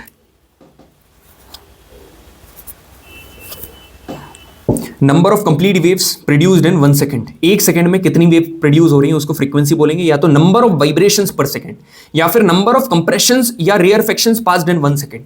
ये भी बोल सकते हैं सर, बिल्कुल बोल सकते हैं, कोई दिक्कत थोड़ी ना है। इसको डिनोट कैसे करते हैं? न्यू से। और न्यू पता कैसा होता है? तुम लोग बोलोगे ये क्या है सर, इससे अच्छा कैलीग्राफी कर लेते हैं। ये वी है मगर ये नहीं है, ये थोड़ा ऐसा बनता है, क्या करो भाई, टेढ़ा है, ठीक है। ये होता है न्यू, ठीक है, इसको बोलते हैं अपन न्यू, इसका सिंबल है क्या भाई। अब वो अलग अलग प्रकार के लोग हैं, ना तो वो पक्षी दिख रहा है ना तो कुछ और दिख रहा है, ठीक है, मक्खी भी नहीं दिख रहा है। It is denoted by new. ऐसा यूनिट फ्रीक्वेंसी की बोलते हैं हर्ट्ज, हर्ट्ज। और एक हर्ट्ज का मतलब होता है 1 वाइब्रेशन पर सेकेंड, ठीक है, 1 वाइब्रेशन पर second. The bigger the unit of frequency, मतलब देखो वो सब छोड़ो, बड़ी वाली यूनिट कौन सी है? बार बार आपको ये चीज आएगी, किलो हर्ट्ज, कंफ्यूज मत है ना। 1 किलो हर्ट्ज में कितने हर्ट्ज होते हैं? 1000 हर्ट्ज मेरी जान, ठीक है, 1000 हर्ट्ज होते हैं भाइयों दीदियों, 1000 हर्ट्ज। अब सुनो, एक बहुत इंपॉर्टेंट बात बता रहा हूं, आपको दिल को छू जाएगी, एकदम बढ़िया। भाई आपको पता है वेव जनरेट करने के लिए कोई ना कोई एक्सटर्नल सोर्स की जरूरत है, सही बात है यार। मैं अंदर से सोर्स नहीं लगाऊंगा तो क्या मेरी जो वॉइस का साउंड है आप तक पहुंचेगा? क्या नहीं पहुंचेगा यार, बिल्कुल नहीं पहुंचेगा। मेरी बात ध्यान से सुनना, जो सोर्स, ठीक है, जो सोर्स एनर्जी दे रहा है ना उसकी कुछ फ्रीक्वेंसी है, और जो वेव बनी उसकी कुछ फ्रीक्वेंसी है। तो जो वेव की फ्रीक्वेंसी है it is equal to the frequency of the vibrating body जिसने वेव प्रोड्यूस करी। समझ में आया? जिसने वेव प्रोड्यूस करी उसकी फ्रीक्वेंसी काय के बराबर है? वेव की फ्रीक्वेंसी के बराबर है। अब एक दो क्वेश्चन करवा दूं खतरनाक वाले। यहां पर पहले देखो, 2021 के पहले पेपर में पूछा गया था, इसमें से कौन सी यूनिट नहीं है फ्रीक्वेंसी की। एक चीज मैं आपको बता दूं for your kind information gentleman, frequency is inverse of time period, ठीक है, this is the formula, frequency is inversely proportional to the time period. ये चीज आगे और अच्छे से क्लियर होगी। तो इसकी एक यूनिट हो सकती है सेकंड का इनवर्स, या फिर मिनट का इनवर्स आप इसको बोल सकते हो। एक इसकी एसआई यूनिट है हर्ट्ज, ये हो सकती है, मगर तो ये भी है, ये भी है, ये भी है, मगर कभी भी डेसिबल नहीं हो सकती। Option number A is correct, ठीक है, मजा आ रहा है, डेसिबल नहीं हो सकती है। ये वाला क्वेश्चन करें, ये वाला क्या बोल रहा है भाई क्वेश्चन, कि 2023 का first paper, which one among the following, देख रहे हो कितना इंपॉर्टेंट टॉपिक है, बार बार 23, बार बार 22, बार बार कंटिन्यूसली क्वेश्चंस ठोक रहा है। तो ट्रू स्टेटमेंट बताना है अपने को। Speed of sound remain same at all frequencies, सारी फ्रीक्वेंसी पर सेम होता है, ठीक है। Speed of sound is faster at high frequency, speed of sound is slow. भाई एक बात मैं बता रहा हूं, frequency is constant for the speed, ठीक है। फ्रीक्वेंसी जनाब कांस्टेंट है, वेवलेंथ में चेंज हो जाएगा, स्पीड में चेंज हो जाएगा, ठीक है, और जो भी सीन है स्पीड, इन सभी में चेंज हो जाएगा, मगर ये इसमें फ्रीक्वेंसी में कभी चेंज नहीं आएगा। आपको ये रिलेट पता किससे, ऑप्टिक्स से रिलेट कर रहा था। मैंने आपको दो सवाल, एक सवाल ऑप्टिक्स में करवाया था ना, ये वाला क्वेश्चन ये करवाया था ना, दोबारा करवाऊं। एक लाइट वेव है भाई, कोई भी एक ग्लास बाउंड्री के ऊपर क्या कर रही है, इंसिडेंट कर रही है, ठीक है। Some of the light waves are reflected, ठीक है, and some of are refracted in the glass, कुछ रिफ्रैक्ट हुई ग्लास में, ये रिफ्लेक्ट भी हुई, रिफ्रैक्ट भी हुई। अब वो बोल रहा है इंसिडेंट वेव और रिफ्रैक्टेड वेव के लिए कौन सी चीज सेम है। मैं एक बात बता रहा हूं, ये इंसिडेंस, अब ये रिफ्लेक्शन रिफ्रैक्शन दोनों की बात कर रहा है। हर जगह याद रखना, हर जगह तू भाई स्पीड चेंज हो जाएगी, है ना, तेरा डायरेक्शन चेंज हो जाएगा, ठीक है, ध्यान से सुनना। मैं बोल रहा हूं यहां पर ऐसे, स्पीड चेंज हो जाएगी, डायरेक्शन चेंज हो जाएगा, ब्राइटनेस चेंज हो जाएगी, मगर फ्रीक्वेंसी कभी भी चेंज नहीं होगी। मतलब option number D is correct. This is going to be constant, this is gonna be constant, ठीक है। अब टाइम पीरियड, यार ये क्या टाइम पीरियड, पूरा एक कंप्लीट वेव बनाने के लिए कितना टाइम लग रहा है उसको टाइम पीरियड बोलेंगे। ये सवाल थोड़ी ना पूछेगा। Time taken to complete one vibration, या एक वेवलेंथ को कंप्लीट करने के लिए, टू कंप्लीट वन वेवलेंथ कितना टाइम पीरियड लग रहा है, उसको अपन लोग टाइम पीरियड बोलते हैं। या फिर टाइम रिक्वायर्ड टू पास दो कंसेक्यूटिव कंप्रेशन या दो कंसेक्यूटिव रेयर फ्रैक्शंस को एक पॉइंट से पास करने के लिए कितना टाइम लग रहा है, उसको टाइम पीरियड बोलते हैं। अब यहां पर देखो F is equal to the inverse of time period, ठीक है, ये याद रखना है, एक फॉर्मूला ये, ठीक है। अब एम्पलीट्यूड क्या होता है, एम्पलीट्यूड का मतलब मैंने क्या बताया था, एम्पलीट्यूड का मतलब जनाब होता है height, height of the wave. ये उसकी ओरिजिनल अनडिस्टर्ब्ड पोजीशन थी, उससे यहां पर गया, मतलब इतना, मतलब कि इतना यहां तक गया, शॉर्टेस्ट डिस्टेंस बिटवीन यहां से यहां तक ये है, मतलब इतना डिस्प्लेसमेंट हुआ। तो वही तो है the maximum displacement of the particle of the medium from their original undisturbed position. Original undisturbed position से लेकर ऊपर तक मैक्सिमम डिस्प्लेसमेंट कितना हुआ, उसको एम्पलीट्यूड बोलेंगे। डिनोट कैसे करते हैं, कैपिटल ए से। ऐसा यूनिट क्या है, ऐसा यूनिट भाई हाइट बोल रहा है, ऐसा यूनिट क्या होगी, मीटर होगी, बात खत्म। बस एम्पलीट्यूड से याद रखना हाइट। अब मैंने आपको जो कठिन भाषा है, बुकिश लैंग्वेज, वो भी क्लियर करवा दिया है, तो अब उसके बाद क्या ही होगा, ठीक है। अब बढ़ते हैं सवाल के ऊपर। 2022 का दूसरा वाला, the amplitude of sound waves is measured in the units of. क्या बढ़िया सवाल पूछा, किसके यूनिट में मेजर होता है। आप एक बात बताओ, जो एम्पलीट्यूड है इसकी यूनिट क्या होती है, इसकी यूनिट होती है मीटर, क्योंकि हाइट है, लेंथ है ना। और यदि आप देखोगे डिस्टेंस है, इसकी यूनिट भी क्या होती है, मीटर। ऑप्शन नंबर 20 करेक्ट है, ठीक है। आगे बढ़ते हैं। एक बढ़िया सी टिप देना चाहूंगा न्यूमेरिकल्स के लिए। न्यूमेरिकल्स अभी थोड़ा सा ट्रेंडिंग में नहीं है भाई, पूरे ट्रेंड याद है, क्या ट्रेंड में है, क्या ट्रेंड में नहीं है, ठीक है। इस बार देखो कैसे क्लियर नहीं होता है, कोई यदि कंसिस्टेंटली फॉलो कर लेना, ठोक कर आओगे जीएटी में एकदम रगड़ के। यदि आपका पेपर क्लियर होता है और आपने मेरे से जीएटी पढ़ी है, आपकी ऑल इंडिया रैंक बढ़िया जाने वाली है। बिना पॉलिटी और हिस्ट्री में टाइम वेस्ट करे। हिस्ट्री भी पढ़ना है तो थोड़ी बहुत मॉडर्न हिस्ट्री। पॉलिटी की मैं सोच रहा हूँ एक वन शॉट रख दूंगा, जितनी मतलब इंपॉर्टेंट है।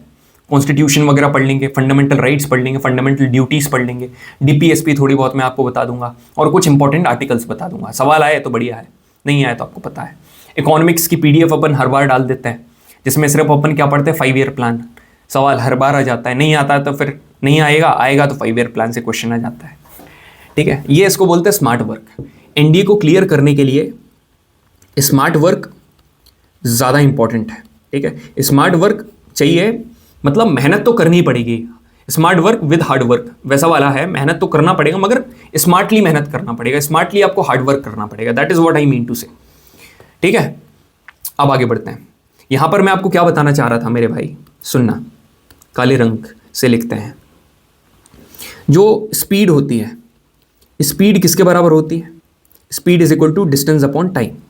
ठीक है, अब यहां पर अपन काय की बात करेंगे, जो स्पीड है, स्पीड ऑफ द वेव कर दो, स्पीड ऑफ द वेव, और वेव का जो डिस्टेंस है उसको अपन क्या बोलते हैं? ऐसा डिस्टेंस, इसको अपन ने क्या बोला था? वेवलेंथ, इसको बोलेंगे वेवलेंथ। ठीक है सर, इसको बोल दिया वेवलेंथ।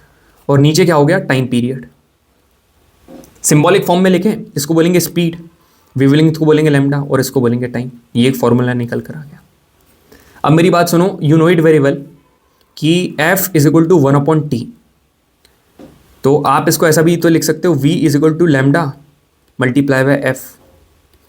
भाई अब एक बात बताऊँ ना, ये जो फ्रीक्वेंसी में F लिख रहा हूँ ना, इसको ऐसा टेढ़ा करके न्यू भी बना सकते हो, न्यू ही है, मगर मैं नहीं उलझता। क्यों बताऊँ? क्योंकि गलती से इसकी जगह उधर वैल्यू पुट कर दी, तो V का तो मेरे को याद है स्पीड है, उधर वैल्यू पुट कर दी, इसमें पढ़ने ही नहीं है ना। जो छोटी छोटी टिप्स बताता हूँ ना, इसको याद रखा करो। ये क्लियर है आपको? क्या ये वाला फॉर्मूला याद करें हम? अरे भाई तेरे को डिराइव करने में कितना समय लगा? 3 सेकंड भी नहीं लगा है तेरे को। ठीक है, तो फिर और क्या, फिर क्या रटना क्या है? जो चीज डिराइव खुद से कर पा रहे हो वो करो ना। रटना उधर अपन इंडियन ज्योग्राफी में करेंगे, यहाँ नहीं करना है। वो अभी अपनी क्विक शॉट आएगी ना, उसमें रटते बैठना सारी चीजें। अब यहाँ पर देखो, वही चीज मैंने यहाँ पर लिख रखी है, speed is equal to distance upon time. ये चीज नहीं भूलना है, डिस्टेंस की जगह वेवलेंथ और टाइम पीरियड, और ये आपका रिजल्टेंट निकल कर आया। अब यहाँ पर क्वेश्चन करते हैं न्यूमेरिकल्स। ठीक है, मेरी बात ध्यान से सुनना। स्टार्टिंग में everything seems impossible until they are done. जब तक नहीं करोगे तब तक चीज इम्पॉसिबल लगेगी, तब तक चीज कठिन लगेगी। तुम्हारे को अप्रोच नहीं आती, कोई बात नहीं, मेरे से सीखो ना यार। मैं क्यों हूं? ठीक है, मैं क्यों आपके लिए इतनी मेहनत कर रहा हूं, मैं क्यों रात जाग रहा हूं? ताकि आपको नहीं पता तो आपको पता तो चले कि किस तरीके से पेपर क्लियर करा जाता है, किस तरीके से चीजें पढ़ी जाती हैं पेपर को एस करने के लिए, डील करने के लिए, मैनेज करने के लिए। यदि पेपर का लेवल बढ़े तो किस तरीके से उसको पेपर को मैनेज करा जाता है। That is what I am trying to teach you. अब यहां पर देखो, अब ध्यान से सुनना, जिसको नहीं भी आता कोई भी टेंशन नहीं लेगा, आराम से करेंगे। बेसिक जो अप्रोच होती है वो करेंगे, जो अभी तक फॉलो करते आ रहे हैं पूरे न्यूमेरिकल्स में। जो जो गिवन है उसको नोट डाउन करते जाओ। अल्ट्रासोनिक वेव्स ऑफ फ्रीक्वेंसी है, तो भैया ने बोला था जो जो क्वेश्चन में गिवन है लिखते जाओ। फ्रीक्वेंसी गिवन है तो यहां पर लिखो फ्रीक्वेंसी कितनी गिवन है, 3 × 10⁵ हर्ट्ज। ठीक है, are pass through a medium where speed of the sound is 10 times that in air. मतलब साउंड की जो स्पीड है, साउंड की जो स्पीड है यहां पर लिखते हैं, वो स्पीड कितनी है? वो स्पीड है 10 गुना एयर की स्पीड के, और एयर की स्पीड 300 गिवन है। तो भाई 10 गुना मल्टीप्लाई बाय 300, ये आपको गिवन है। अब आपको फाइंड क्या करनी है? वेवलेंथ फाइंड करनी है। मतलब वेवलेंथ लिख दो आप। यदि आपको, मतलब चलो मैंने मान लिया कि आपको सिंबल याद नहीं आ रहा है, आपने लिख दिया वेवलेंथ। वेव की लेंथ तेरे को फाइंड करनी है। ठीक है, तेरे को इतना फाइंड करना है। अब मेरी बात ध्यान से सुनना, वेवलेंथ फाइंड करनी है, speed is equal to distance upon time, है ना। डिस्टेंस को अपन क्या बोलेंगे? इस चीज को थोड़ा साइड में लिखने दो, है ना। स्पीड को लिखेंगे v, डिस्टेंस को अपन लिखेंगे एम्पलीट्यूड, और यहां लिखेंगे 1/टाइम और 1/टाइम। अब v इज इक्वल टू ये हो गया लैम्डा मल्टी 1/t को अपन क्या लिखते हैं? ये हो गया फ्रीक्वेंसी। ये फ्रीक्वेंसी हो गया। अब ध्यान से सुनना, उसको चाहिए वेवलेंथ, उसको चाहिए वेवलेंथ, तो ये हमारी वेवलेंथ। क्या आपको फ्रीक्वेंसी गिवन है? क्या आपको स्पीड गिवन है? क्या आपको फ्रीक्वेंसी गिवन है? क्या आपको स्पीड गिवन है? बिल्कुल गिवन है। तो वही लगाना फॉर्मूले में। तेरे को v गिवन है, कितना गिवन है? स्पीड है 10 × 300। तेरे को फ्रीक्वेंसी गिवन है, ये नीचे आ जाएगा 3 × 10⁵ ये आ गया। इसको क्या लिख सकता है तू? 10⁻³ मल्टीप्लाई बाय 3 लिख सकता है। इसको 3 मल्टीप्लाई बाय 10⁵ लिख दे, 3 से 3 कैंसिल हो गया, है ना। अब इसको यहाँ कर रहा हूँ, इसको क्या लिख सकता है? 1/10⁻² लिख दे, है ना। अब एक बात बताओ, ये हमने क्या निकाला? वेवलेंथ। वेवलेंथ निकाली। SI यूनिट क्या होती है? मीटर। हमेशा स्टार्टिंग से बोलते आ रहा हूँ, SI यूनिट में लिखते हैं अपन, आंसर भी आएगा SI। जब तुमने ये चीज़ SI यूनिट में लिखी है ना, तो आपका आंसर भी काय में आएगा? आंसर भी आपका आएगा SI यूनिट में। तो ये आया मीटर में। तो आपको पता है 1 मीटर में 100 सेंटीमीटर होता है। तो तो इतने मीटर में कितने होंगे, तो भाई 100 से मल्टीप्लाई कर दे, तो 10 का स्क्वायर मतलब कि 100, 100 से मल्टीप्लाई करेगा इतना सेंटीमीटर, आंसर आ जाएगा, कट करेगा 1 centimetre is going to be the answer. Option number A is correct. ठीक है, क्या ज़रूरी है, क्या ज़रूरी है? आप लोग बोलोगे सर सही आंसर आना ज़रूरी है, अभी तो गलत, सही अप्रोच लगाना ज़रूरी है। ठीक है, ये ऊपर वाले किड्स, नीचे वाले लेजेंड्स जो फोकस कर रहे हैं ना, अप्रोच के ऊपर फोकस करता है समझदार व्यक्ति। कभी भी आंसर तो सब निकाल देंगे। तुम एनडी की तैयारी कर रहे हो ना, मैथ्स तुम्हारा कितना स्ट्रांग है, तुम्हारी कैलकुलेशन, जब तुम एक बात बताओ, तुम इतने खतरनाक मैट्रिक्स जब तुम सॉल्व करते हो, खटाखट खटाखट मल्टीप्लाई कर देते हो, तुम उधर वेक्टर प्रोडक्ट, स्केलर प्रोडक्ट, ये सारी चीज़ें इतनी तेज कर देते हो, फिर तो ये यार कैलकुलेशन है घटिया सी। अब आगे बढ़ते हैं, ये वाला question, sound wave has frequency of 2 kilohertz. Kapil भैया ने बोला है सारी चीज़ें ऐसा यूनिट में लिखो, मतलब लिखो। भाई ने बोला करने का तो करने का। ठीक है, यहाँ पर फ्रीक्वेंसी है, इसको आपने लिखा 2 किलोहर्ट्ज में, तो यहाँ पर 2000 हर्ट्ज। वेवलेंथ ऑफ 35 सेंटीमीटर, तो भाई लैम्डा लिख दें, अब तो इतना नॉलेज हो गया होगा। 35 सेंटीमीटर मतलब 35/100 मीटर। ठीक है, ऐसा यूनिट में लिख रहा हूँ। If an observer is 1.4 kilometre away from the source, तो भाई तेरे को डिस्टेंस कितना, जो ऑब्जर्वर बैठा हुआ है वो 1.4 किलोमीटर दूर बैठा हुआ है, तो after what time interval could the observer hear, मतलब टाइम निकालना है। तेरे को एक चीज़ पता है, speed is equal to distance upon time होता है। ठीक है, तेरे को गिवन है डिस्टेंस, ठीक है, तेरे को निकालना है टाइम, तेरे को निकालना है टाइम, तू फाइंड कर ले स्पीड, स्पीड फाइंड कर ले, वैल्यू पुट कर दे, आंसर आ जाएगा। कैसे फाइंड करेंगे स्पीड यार, speed of the wave is equal to distance मतलब एम्पलीट्यूड अपॉन टाइम, ऐसे करें। ठीक है, ऐसा करें। अब आपको पता है इसको ऐसे भी लिख सकते हो, v इज इक्वल टू ये मल्टीप्लाई बाय फ्रीक्वेंसी। क्यों? क्योंकि f is equal to 1/t, ऐसा लिख सकते हो ना, ये उसके मल्टीप्लाई में है, ये समझो ना, ये इसके मल्टीप्लाई में है, ये मल्टीप्लाई बाय 1/t। और इतना बेसिक और क्या बताऊं, प्री प्राइमरी क्लासेस में पहुंचा दिया, नहीं आंगनवाड़ी। तुमको बोला था ना आंगनवाड़ी में खाना भी मिलता है, प्ले स्कूल में कौन खाना देगा? नहीं भाई, कुछ अमीर प्ले स्कूल में मिलता है। ठीक है, यहाँ पर देखो, मगर यहाँ पर देखो ये है। अब आप क्या करो, स्पीड आपको कितनी गिवन है मेरे भाई? सर वही तो निकालनी है, आप क्या बात कर रहे हो? ठीक है, निकालते हैं ना यार, है ना। वेव आपको ये दिए रखा है 35/100, ठीक है सर, 35/100। मेरे भाई फ्रीक्वेंसी कितनी दे रखी है? 200, तो ये 1 और ये 2, नहीं 2000, ये कितना हो जाएगा 20, 35 दूनी 70, तो स्पीड कितनी आ गई? 700 मीटर पर सेकेंड। तो मेरे भाई डालना वैल्यू, ठीक है, यहाँ पर वैल्यू डालते हैं, कितना हो जाएगा? Speed is equal to distance upon time. अब स्पीड कितनी है? 700, डिस्टेंस कितना है? 1.4 लिख दूँ मेरे भाई, ये किलोमीटर है, 1.4 किलोमीटर में कितने होंगे? 1000 का मल्टीप्लाई कर दूँ तो यहाँ पर कितना जाएगा? लोग जल्दबाजी में क्या करेंगे, 14000 लिख देंगे। भाई एक पॉइंट भी लगाया वहाँ, 1400 मीटर होगा। ठीक है, अब यहाँ पर अपने को निकालना है टाइम, 7 1 7, 7 2 40। ठीक है, और काम आपका ख़त्म। Time is equal to 2 second. Thank you बोल दो। नहीं चाहिए भाई तुम्हारा थैंक यू, बस PDF भेज देना आपने रोल नंबर के साथ। ठीक है, जब आएगा ना तब, ताकि 4 लोगों को बताने के लिए हो जाए कि दिस इज द रिजल्ट। यार एक बात बताऊं आपको, एक बात रियलिटी लाइफ की, ग्रो करते हुए इंसान, मतलब जो ऑलरेडी ग्रोन अप पर्सन है ना, उसको इंसान हमेशा ग्रो करना चाहता है, उसकी हेल्प हमेशा करना चाहता है। मगर जो ग्रोइंग है, मतलब जो लग रहा है अभी स्ट्रगल फेस में है, मतलब जो ग्रोइंग है, बिगिनिंग है, उसको कोई नहीं करता है। दिस इज द रियल, ये बात आपको भी पता है, मतलब you know it very well. ठीक है, इसको चेंज कौन करेगा? हम ही लोग करेंगे, और कौन करेगा? ठीक है, अभी अच्छा तुमको लग रहा है भाई हमारा ग्रोइंग प्लेटफॉर्म है, बिगिनिंग प्लेटफॉर्म है, इसलिए हम बोल रहे हैं। तुम खुद से रिलेट करो ना। मैं कभी भी भाई ये कलम हाथ में झूठ नहीं बोलता हूँ। ठीक है, इस पर्टिकुलर केस में आप एक बात देखो, आप अभी NDA की तैयारी कर रहे हो, 2-1 सेटबैक आपको लगे हुए हैं, या आप NDA का पेपर क्लियर है तब भी कुछ लोग ये क्लासेस देखते हैं अगेन रिविजन के तौर पर, तो आपको जब आप तैयारी कर रहे थे कितने लोगों ने सपोर्ट करा एक्सेप्ट योर पेरेंट्स?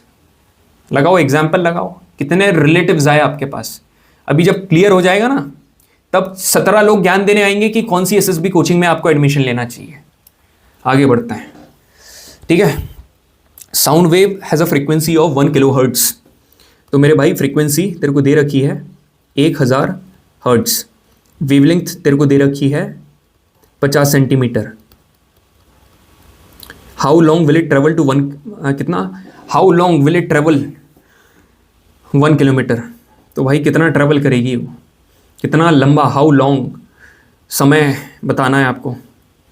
तो speed is equal to distance upon time. Distance given है कितना, 1000। टाइम चाहिए, यहाँ जाएगी स्पीड। स्पीड क्या होगी? Speed is equal to lambda multiply by frequency. ये कितना है, 50/100 मल्टीप्लाई बाय 1000। 2 0 से 2 0 कैंसिल। ये कितना आ गया, 500। इसकी वैल्यू पुट कर दो, 1000/500। दूसरा ये आ गया ऑप्शन नंबर डी। आप एक बात बताओ, ये सवाल, इसका आंसर 2 सेकंड आया 2014 के पहले में पूछा हुआ है।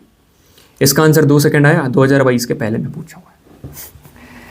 अब इसलिए लोगों का पेपर क्लियर नहीं होता है, यहाँ वहाँ भटकेंगे। जो करना रहता है वो तो करो, ठीक है। अब तुम मतलब नहीं यार, अभी मगर अवेयरनेस मिल रही है। जैसे मैंने मैग्नेटिज्म लिया, उस पर लास्ट 10 ईयर्स के प्रीवियस क्वेश्चन मैंने कराया, तो व्यूज़ मतलब थोड़े अच्छे आए, अच्छे रिस्पॉन्स आए। तो इससे पता चलता है कि अब हमको समझ में आ जाता है भाई कि एस्पिरेंट सही डायरेक्शन में जा रहा है कि नहीं जा रहा है, क्योंकि पता चल जाता है ना कि फोकस कहाँ पर है। चलो, अब अभी अपन ने जिक्र करा था कि ऑसिलेशन और वाइब्रेशन में क्या अंतर है। ऑसिलेशन और वाइब्रेशन में पता क्या अंतर है? वाइब्रेशन हमेशा हाई फ्रीक्वेंसी पर होगा, oscillation occurs at low frequency. इसलिए ऑसिलेशन कभी भी साउंड प्रोड्यूस नहीं करता, वाइब्रेशन करता है। समझ में आया? वाइब्रेशन अपन बोल रहे थे ना, प्रोडक्शन ऑफ साउंड के लिए क्या इंपॉर्टेंट है, वाइब्रेशन। ऑसिलेशन क्यों नहीं बोला यार? क्योंकि ऑसिलेशन हमेशा लो फ्रीक्वेंसी पर होगा, वाइब्रेशन हमेशा हाई फ्रीक्वेंसी पर होगा। अब फ्रीक्वेंसी ज्यादा चाहिए ना साउंड प्रोड्यूस करने के लिए, ठीक है भाई। विच वन, मैं ये इंक्लूड नहीं कर रहा था ये सवाल, पता, पोलराइजेशन वाले यहां पर, क्योंकि ये उधर का काम है, ऑप्टिक्स में थोड़ा है, ऑप्टिक्स में लग जाता है। ये सेकंड वाला तो नहीं कर रहा था। Your all India rank 18 Sarang भैया ने बोला कि करो, मैंने कहा कर देते हैं, मेरे को बताने में क्या ठीक है। चलो, यहां पर ये सवाल क्या बोल रहा है, सुनो मेरी बात। तुम लोग सोचते होगी कि यार ये क्या चल रहा है, ठीक है। बड़ी बातचीत इंडस्ट्री के लोगों से, पूरी पिक्चर बची अभी, प्रोमो देख, प्रोमो है ये, आगे केमिस्ट्री में देखो क्या होता है। चलो, coming back to the topic, मैं बिल्कुल भी भाई पूरी कोशिश करता हूँ कि आप बिल्कुल भी बोर ना हो। जीएटी का मतलब बोर्डम नहीं होता है, ठीक है। जीएटी का मतलब होता है एकदम एंटरटेनमेंट, जोश, एनर्जी, ठीक है, जज्बा, जुनून, that you require to join the Indian armed forces, ठीक है। Each and every veins of yours must reflect you are a defence aspirant, ठीक है। अंदर से फील होना चाहिए। When anybody would come to you, ठीक है, if your cousins are standing in front of you, if they're telling you they're preparing for JEE, they're preparing for NEET, a voice must come from your heart and you should say we are preparing for the National Defense Academy Khadakwasla. आया कि नहीं जोश, ठीक है। Which one among the following is not produced by sound wave in the air, ठीक है। इसमें से कौन सी चीज़ है जो sound wave in the air, मतलब हवा में जब साउंड वेव रहती है उसमें प्रोड्यूस नहीं करती है। मैं बताऊँ ना, ये इंडायरेक्टली पता क्या पूछना चाह रहा था 2012 के पहले पेपर में, कि ऐसी कौन सी चीज़ है, इंडायरेक्टली समझने वाला समझ गया होगा कि ऐसी कौन सी चीज़ है जो कि लाइट के ऊपर डिपेंड करती है, साउंड के ऊपर। हमेशा there is going to be the war between sound and light, sound versus wave. हमेशा आपने देखा ऊपर ट्रांसवर्स और मैकेनिकल, ट्रांसवर्स और लॉन्जिट्यूडनल, ट्रांसवर्स और longitudinal. It is not actually longitudinal versus transverse, it is the war between sound and light. अब समझ realisation हो रहा है कि हॉट टॉपिक्स कौन से हैं, sound wave versus light wave, ठीक है। अब सुनो, अब यहां पर पहले करेंगे ये वाला सवाल 2023 के लेटेस्ट वाला, फिर मैं ऊपर वाला समझाऊंगा। विच one among the following optical phenomena supports the light is a transverse wave. Transverse wave मतलब परपेंडिकुलर, परपेंडिकुलर मतलब दो डायरेक्शन, ठीक है, दो डायरेक्शन मतलब कि दो डायरेक्शन से एक डायरेक्शन में करना, इसको बोलते हैं पोलराइजेशन। मैं आपको बता रहा हूं, देखो कोई भी अनपोलराइज लाइट है, जैसे लाइट है, लाइट वेव है, लाइट वेव हमेशा दो वाइब्रेशन से मिलकर बनती है। एक बनता है इलेक्ट्रिक फील्ड का वाइब्रेशन और दूसरा बनता है मैग्नेटिक फील्ड का, इलेक्ट्रिक फील्ड का और दूसरा बनता है मैग्नेटिक फील्ड का। दोनों एक दूसरे के परपेंडिकुलर होता है। अब दोनों एक दूसरे के मतलब कि यहां पर टू प्लेन में वाइब्रेशन हो रहा है, तो मोर देन वन प्लेन की यदि यहां पर वाइब्रेशन हो रही है, इसको बोलेंगे अनपोलराइज लाइट, यहां पर अनपोलर लाइट बोलते हैं।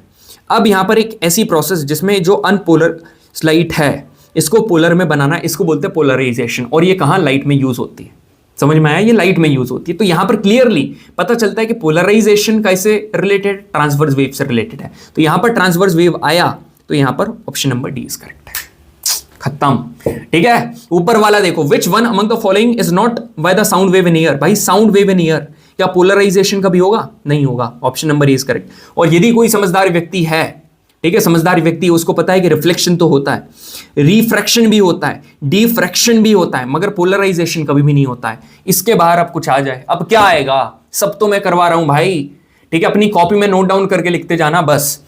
अब आगे बढ़ते हैं।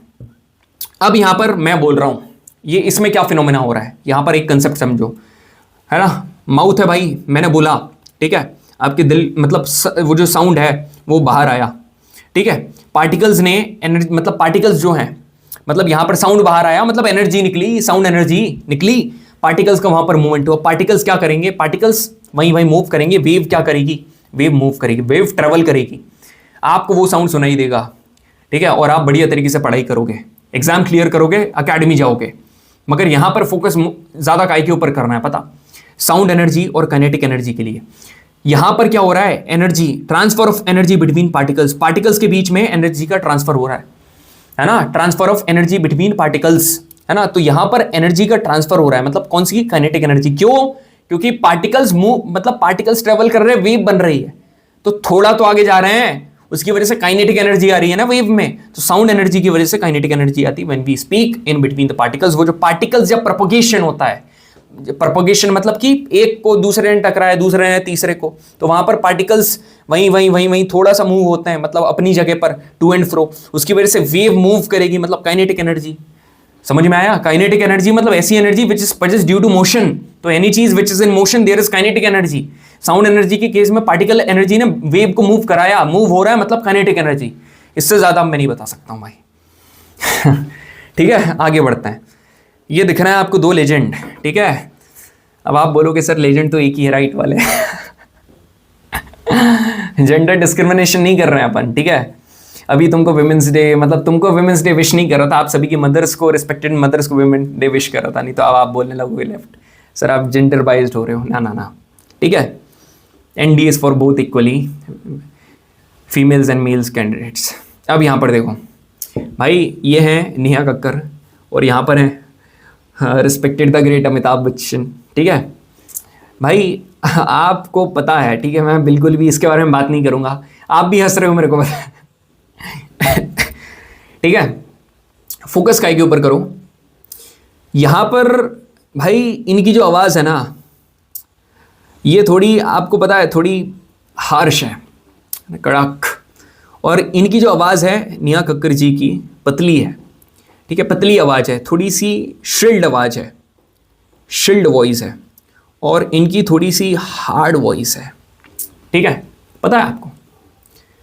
यूजुअली जो गर्ल्स हैं उनकी आवाज़ थोड़ी सी श्रिल्ड होती है, थोड़ी सी पतली होती है, कोमल होती है आवाज़, ठीक है, they do have soft voice. तो यहाँ पर इनकी जो फ्रीक्वेंसी है ना कम है, और यहाँ पर यहाँ पर इनकी फ्रीक्वेंसी ज़्यादा है, ठीक है, फ्रीक्वेंसी ज़्यादा है, हाँ उल्टा है, और यहाँ पर फ्रीक्वेंसी कम है। ये देख लो। अब आप एक बात बताओ, कौन तेज दहाड़ेगा, इमेजिन ड्रैगन और gentleman cadet passing out from Indian Military Academy? Comparison ही नहीं, ठीक है। आपको पता है कौन चिल्लाएगा तेजी से, किसकी लाउडनेस ज़्यादा होगी, ठीक है, जिसकी लाउडनेस ज़्यादा उसका एम्पलीट्यूड ज़्यादा, किसका, इधर, ठीक है, और इधर एम्पलीट्यूड कम। इधर कोई कंपैरिजन ही नहीं कर सकते हो आप, भले ही चाहे यहाँ पर देखने वाले लोग ज़्यादा क्यों ना हो, ठीक है, यहाँ पर भले ही कम हो, मगर एम्पलीट्यूड यहाँ पर ज़्यादा है। जोश आ रहा है? अब देखो, अब मैं आपको एक चीज बताता हूं, सारे कंसेप्ट क्लियर होंगे सारे। ऊपर फ्लो चार्ट बनाया था वेव का, उससे पूरा अपन ने खत्म कर दिया था, डिस्ट्रॉयड कर दिया था पूरा कंसेप्ट, ठीक है। अब अपन आगे पढ़ने वाले हैं ये चीज, ठीक है, लिखा हाथ से मगर समझना ध्यान से।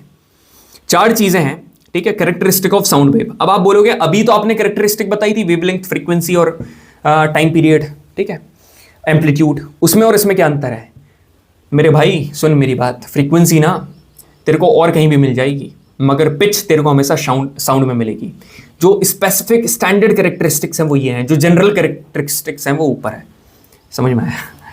ये कोई से पूछ लेना, कोई जब पढ़ा हो ना कि सर इन दोनों में फ़र्क क्या है, या मैम इन दोनों में फ़र्क क्या है, ठीक है। यहां पर देखो, पहली चीज़ है पिच, ठीक है। पिच जो होती है ना, ये नेचुरली प्रेजेंट रहती है, इसलिए अपन बोलते हैं गर्ल्स की यूजुअली पिच। समझ रहे हो? पिच और इनको डिफरेंशिएट कर सकते हैं। मतलब कोई 2 बंदे हैं, ठीक है, फॉर एग्जांपल मैं पढ़ा रहा हूं और कोई फीमेल एजुकेटर पढ़ा रहे हैं, दोनों की लाउडनेस सेम है। उन्होंने भी क्या करा कि उन्होंने मेरे आवाज़ को मैच करने के लिए उन्होंने सोचा अपन भी अपना वॉल्यूम बढ़ा लेते हैं भाई, ठीक है, थोड़ा जोश आएगा बच्चों में, अपन जरा इंक्रीज कर लेते हैं, ठीक है, या फिर महंगा वाला माइक ले लिया हो, ठीक है। अब तब भी आप डिफरेंशिएट कर लोगे कि ये कपिल भैया हैं और वो XYZ हैं। कैसे पता? फ्रीक्वेंसी की वजह से। फ्रीक्वेंसी एक ऐसी चीज है, तो पिच को इंपैक्ट करती है फ्रीक्वेंसी। समझ में आ रहा है?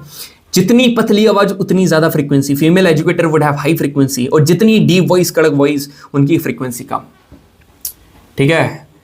बाकी भाई आवाज भले ही ठीक है, आवाज से कुछ नहीं, ठीक है, हाइट से भी कुछ नहीं होता है, जिगरा होना चाहिए, ठीक है, that is what you must have. यहां पर होता है लाउडनेस मतलब कि ये तो क्रिएट कर सकते हो आप, ठीक है। आपने ऑब्जेक्ट को हिट करा, एनर्जी सप्लाई हुई, वो वाइब्रेट करेगा, उसका एम्पलीट्यूड बढ़ेगा। जो लाउड वॉइस है उसका एम्पलीट्यूड ज़्यादा होता है, जो सॉफ्ट वॉइस है उसका एम्पलीट्यूड कम होता है, ठीक है। अब आता है टिम्बर। अब ये क्या है भाई?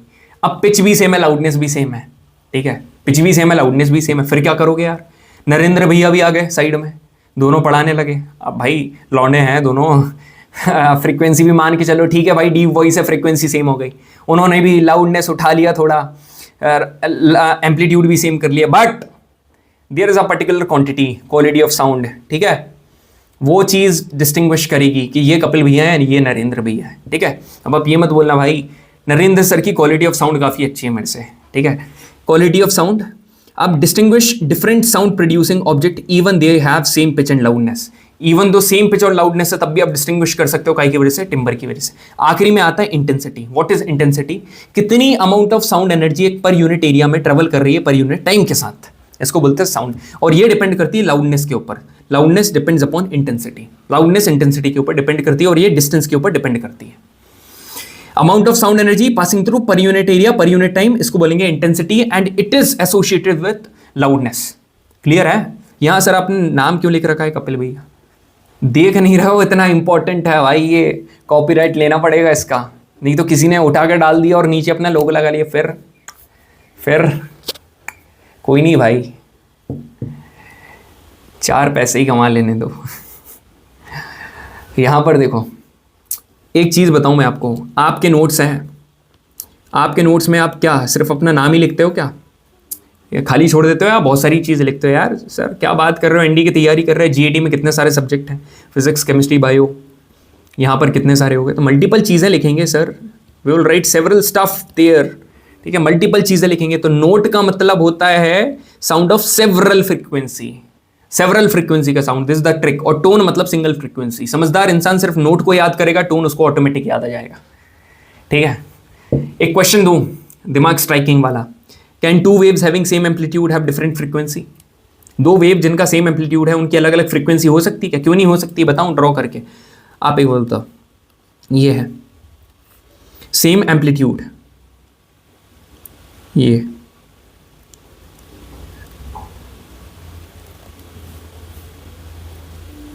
आप एक बात बताओ, हाइट सबकी सेम है, यहां पर हाइट सेम है, मतलब एम्पलीट्यूड सेम है, मगर फ्रीक्वेंसी यहाँ पर कम है, फ्रीक्वेंसी यहाँ पर ज़्यादा है। ऐसा हो सकता है सर? बिल्कुल भी हो सकता है। Can 2 waves having same frequency have different amplitude? Same frequency वालों का डिफरेंट एम्पलीट्यूड हो सकता है, बिल्कुल हो सकता है, बिल्कुल। आप एक काम करो, आप इसको एक को उठा दो, ऐसे ऐसे ऐसे एक को उठा दो, फ्रीक्वेंसी सेम मगर एक हाई हो गया, दोनों ट्रू है। ये भी सही है, ये भी सही है, मतलब ये भी ट्रू है और ये भी ट्रू है, बोथ आर करेक्ट। इसके बाहर क्या आएगा? द लाउडनेस ऑफ साउंड कैसे रिलेटेड है? तो सर हमने एक चीज़ पढ़ी थी, एम्पलीट्यूड से रिलेटेड है लाउडनेस, पिच से रिलेटेड है frequency. Option number B is correct, ठीक है। Amplitude, when the pitch of sound increases, pitch यदि इंक्रीज हुई तो कौन सी चीज इंक्रीज होगी? आप बताओ। पिच इंक्रीज हुई तो फ्रीक्वेंसी इंक्रीज होगी, ठीक है। पिच इंक्रीज करी तो फ्रीक्वेंसी इंक्रीज होगी। मजा आ रहा है ना? Yes sir. यहां पर ये वाला देखो कंसेप्ट, ये वाला क्वेश्चन 2023 के 1 वाला, ठीक है। Which one among the following statement is not true for flute? Flute वो बांसुरी जो बजाते हैं ना, म्यूजिक इंस्ट्रूमेंट। इसको देखते हैं जरा, ठीक है। ये क्वेश्चन ना it was more about common sense, है ना, जनरल नॉलेज कितना है आपका उसका था ये। आप सभी को पता है sound is produce due to vibrations, it is produce due to vibrations. बस अब समझो, imagination, momentum of wave on the blowing jet, मतलब जिसमें से हवा भरते हैं, ये मतलब समझो ये फ्रीक्वेंसी है, यहां से हवा जो जाती है इसको ब्लोइंग जेट बोलेंगे। ये डिटरमाइंड करेगा यहां का जो मोमेंटम वेव, यहां पर जो मोमेंटम है ये डिटरमाइन करेगा कि कितने लाउडनेस आएगी, है ना। यहां पर जो मोमेंटम है वो डिटरमाइन करेगा ऑफ द प्रोड्यूस्ड नोट। अभी रुको, है ना भाई, एक बात बताओ, क्या इसकी वजह से वाइब्रेशन कहाँ गया? फिर वाइब्रेशन का लाउडनेस काय के ऊपर डिपेंड, लाउडनेस डिपेंड काय के ऊपर करती है? एम्पलीट्यूड के ऊपर, ना कि मोमेंटम ऑफ द वेव। क्या एम्पलीट्यूड का जिक्र करा है कि नहीं करा है कहीं भी? ठीक है, नहीं करा है कहीं भी। अब आप लोग बोल रहे हो ये कैसी बात बोल रहे हो? मैं जानबूझकर बोल रहा हूँ, बिल्कुल जानबूझकर बोल रहा हूँ आपको घुमाने के लिए। आप जरा दिमाग लगाओ भाई, ठीक है। अब आप सोचो, ये यहां पर momentum of the wave at the blowing jet, मतलब कितना मोमेंटम भाई, कितनी तेजी से फूकोगे उससे लाउडनेस डिपेंड होगी, ऑफ कोर्स होगी, है ना। तू कितनी तेजी से, मतलब momentum of waves on the blowing jet, यहां पर कितनी वेव बनेगी, तूने तेजी से चिल्लाया तो तेज सुनाई देगा, तो इसमें कोई गलती नहीं है, ये सही स्टेटमेंट है, कॉमन सेंस है ये। तूने तेजी से फूका, तेज साउंड आएगा, तेरे को भी पता है। तूने धीरे से फूका, धीरे साउंड आएगा। We are just talking about loudness, nothing more than that, ठीक है। दूसरा पढ़ना, arrival time of the waves on the blowing jet, मतलब यहां पर जो अराइवल टाइम आ रहा है ना, blowing jet determines the pitch of the produce sound. Arrival time मतलब यहां पर कब आ रही है आवाज, है ना, वो डिटरमाइन करता है पिच को। अब ये कैसे करोगे? जिस इंसान के पास कॉमन सेंस है वो सवाल को, पहली वाली तो स्टेटमेंट अपन ने रगड़ दी, दूसरी वाली कैसे करोगे? पिच का मतलब मेरे भाई क्या है? पिच का मतलब क्या है? क्या कौन सी चीज पिच के ऊपर डिपेंड करती, तू जरा मेरे को बता। तू बोलेगा सर फ्रीक्वेंसी। अभी फ्रीक्वेंसी का एक क्या चीज पड़ी, frequency is equal to 1/t, तो क्या बोल रहा है? अराइवल टाइम पिच के ऊपर, मतलब फ्रीक्वेंसी और टाइम रिलेशन है। दूसरी स्टेटमेंट भी सही है, ठीक है। मजा आया? I know you enjoyed a lot. पानी पीने दो, आगे बढ़ते हैं। Sound comes from vibrating column of air inside the flute. Flute के अंदर जो वाइब्रेटिंग कॉलम होते हैं वहीं से तो साउंड आएगा, ऑफ कोर्स वहीं से आएगा।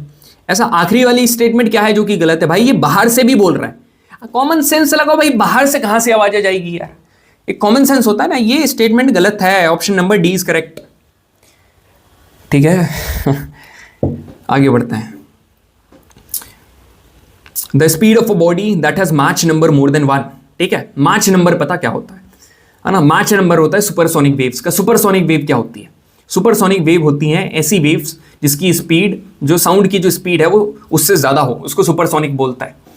तो ऐसी speed that has match number more than 1, ठीक है, इसको बोलते हैं सुपरसोनिक। ठीक है सर, ये तो 2017 में पूछा, इसके अलावा कुछ और पूछ लिया फिर क्या मुंह लटकाए बैठे रहेंगे क्या? नहीं, ठीक है। I am not gonna let you down at any instant. अब यहां पर देखो, मैच नंबर होता है velocity of source upon velocity of sound, मतलब Mach number refers to the ratio between velocity of any body to the velocity of sound. यदि एक match से ज्यादा हुई तो सुपरसोनिक, यदि एक मैच से कम हुई तो सबसोनिक, एक से ज्यादा तो सुपर, एक से हुई तो सब। यदि हाइपर मतलब इंटेंस हो गई, मतलब 5 से ज्यादा हो गई, तो ये हो जाएगी हाइपरसोनिक। क्लियर है? बिल्कुल क्लियर है सर। अब सेशन में ज्यादा समय नहीं लगेगा, अब खटाखट खत्म होगा। Law of reflection of sound, ये क्या होता है?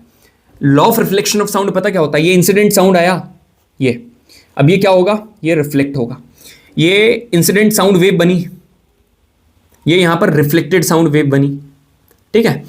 इंसिडेंट साउंड यहां पर ये बनाएगी क्या, इंसिडेंट एंगल, ये बनाएगी रिफ्लेक्टेड, तो angle of incident of sound is equal to angle of reflected of sound. The incident ray, the reflected ray and the normal at the points of incidence all lie at the same plane. ये देखो ना, ये एक plane पर लाई कर रहे हैं कि नहीं, यहां से नॉर्मल भी निकल रहा है, इंसिडेंट रे भी निकल रही है और रिफ्लेक्टेड रे भी निकल रही है। पहला और दूसरा सर एकदम क्लियर है, ठीक है।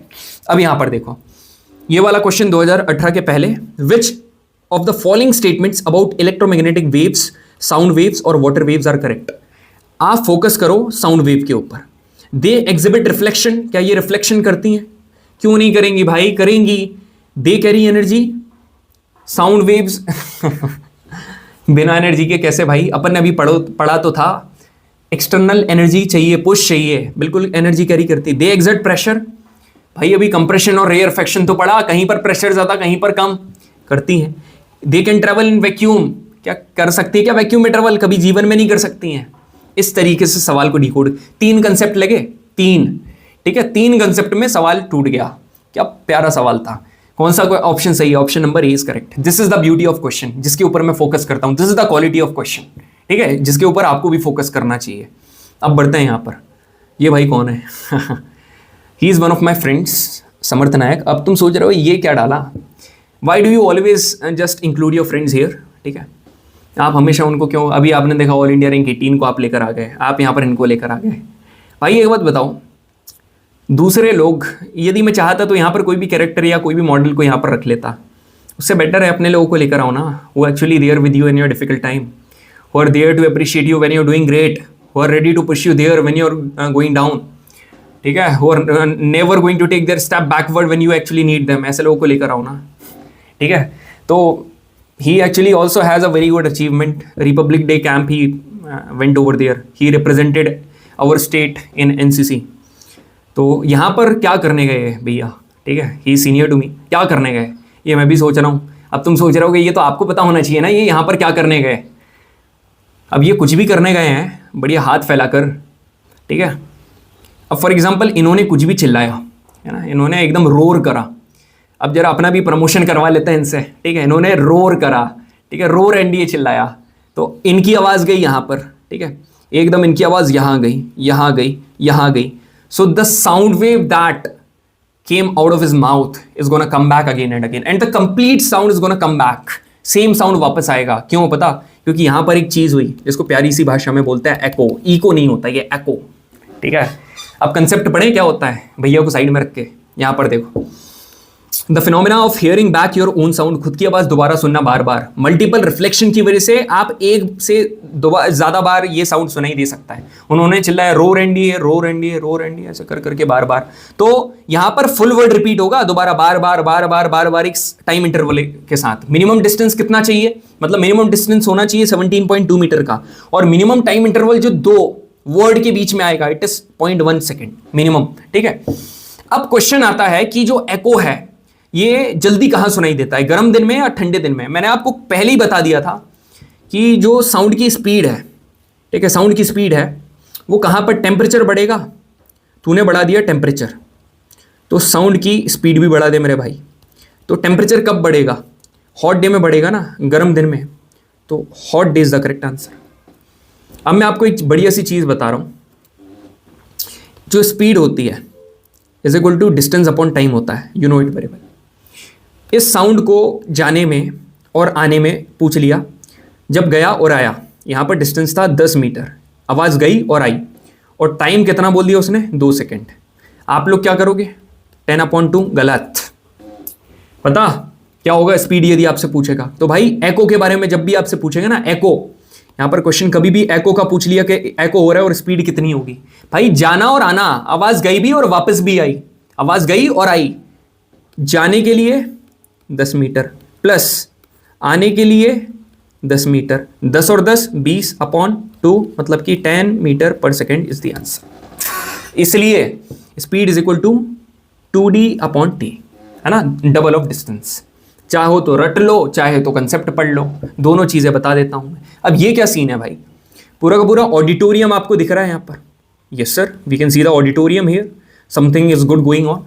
यहाँ पर क्या हो रहा है, ये बंदे ने कुछ बोला तो ये क्या हो रहा है, रिफ्लेक्ट हो रहा है, आवाज़ रिफ्लेक्शन हो रहा है, मल्टीपल रिफ्लेक्शन हो रहा है, बहुत ज़्यादा रिफ्लेक्शन हो रहा है, आवाज़ वहीं वहीं परसिस्ट कर रही है, ठीक है, रुकी हुई है, डटी हुई है। So the persistence of sound in an auditorium या कोई भी क्लोज स्पेस में, इसकी वजह से होते हैं रिपीटेड रिफ्लेक्शन ऑफ साउंड, इसको बोलते हैं रिवर्बरेशन।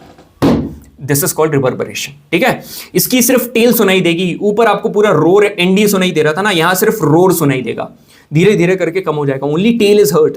अब इसको बचाने के लिए कर्टन्स लगाए जाते हैं, फर्नीचर लगाते हैं, कारपेट लगाते हैं, ठीक है, ताकि ये जो रिफ्लेक्शन है ये, ठीक है, रिफ्लेक्ट हो जाए एक्चुअली में।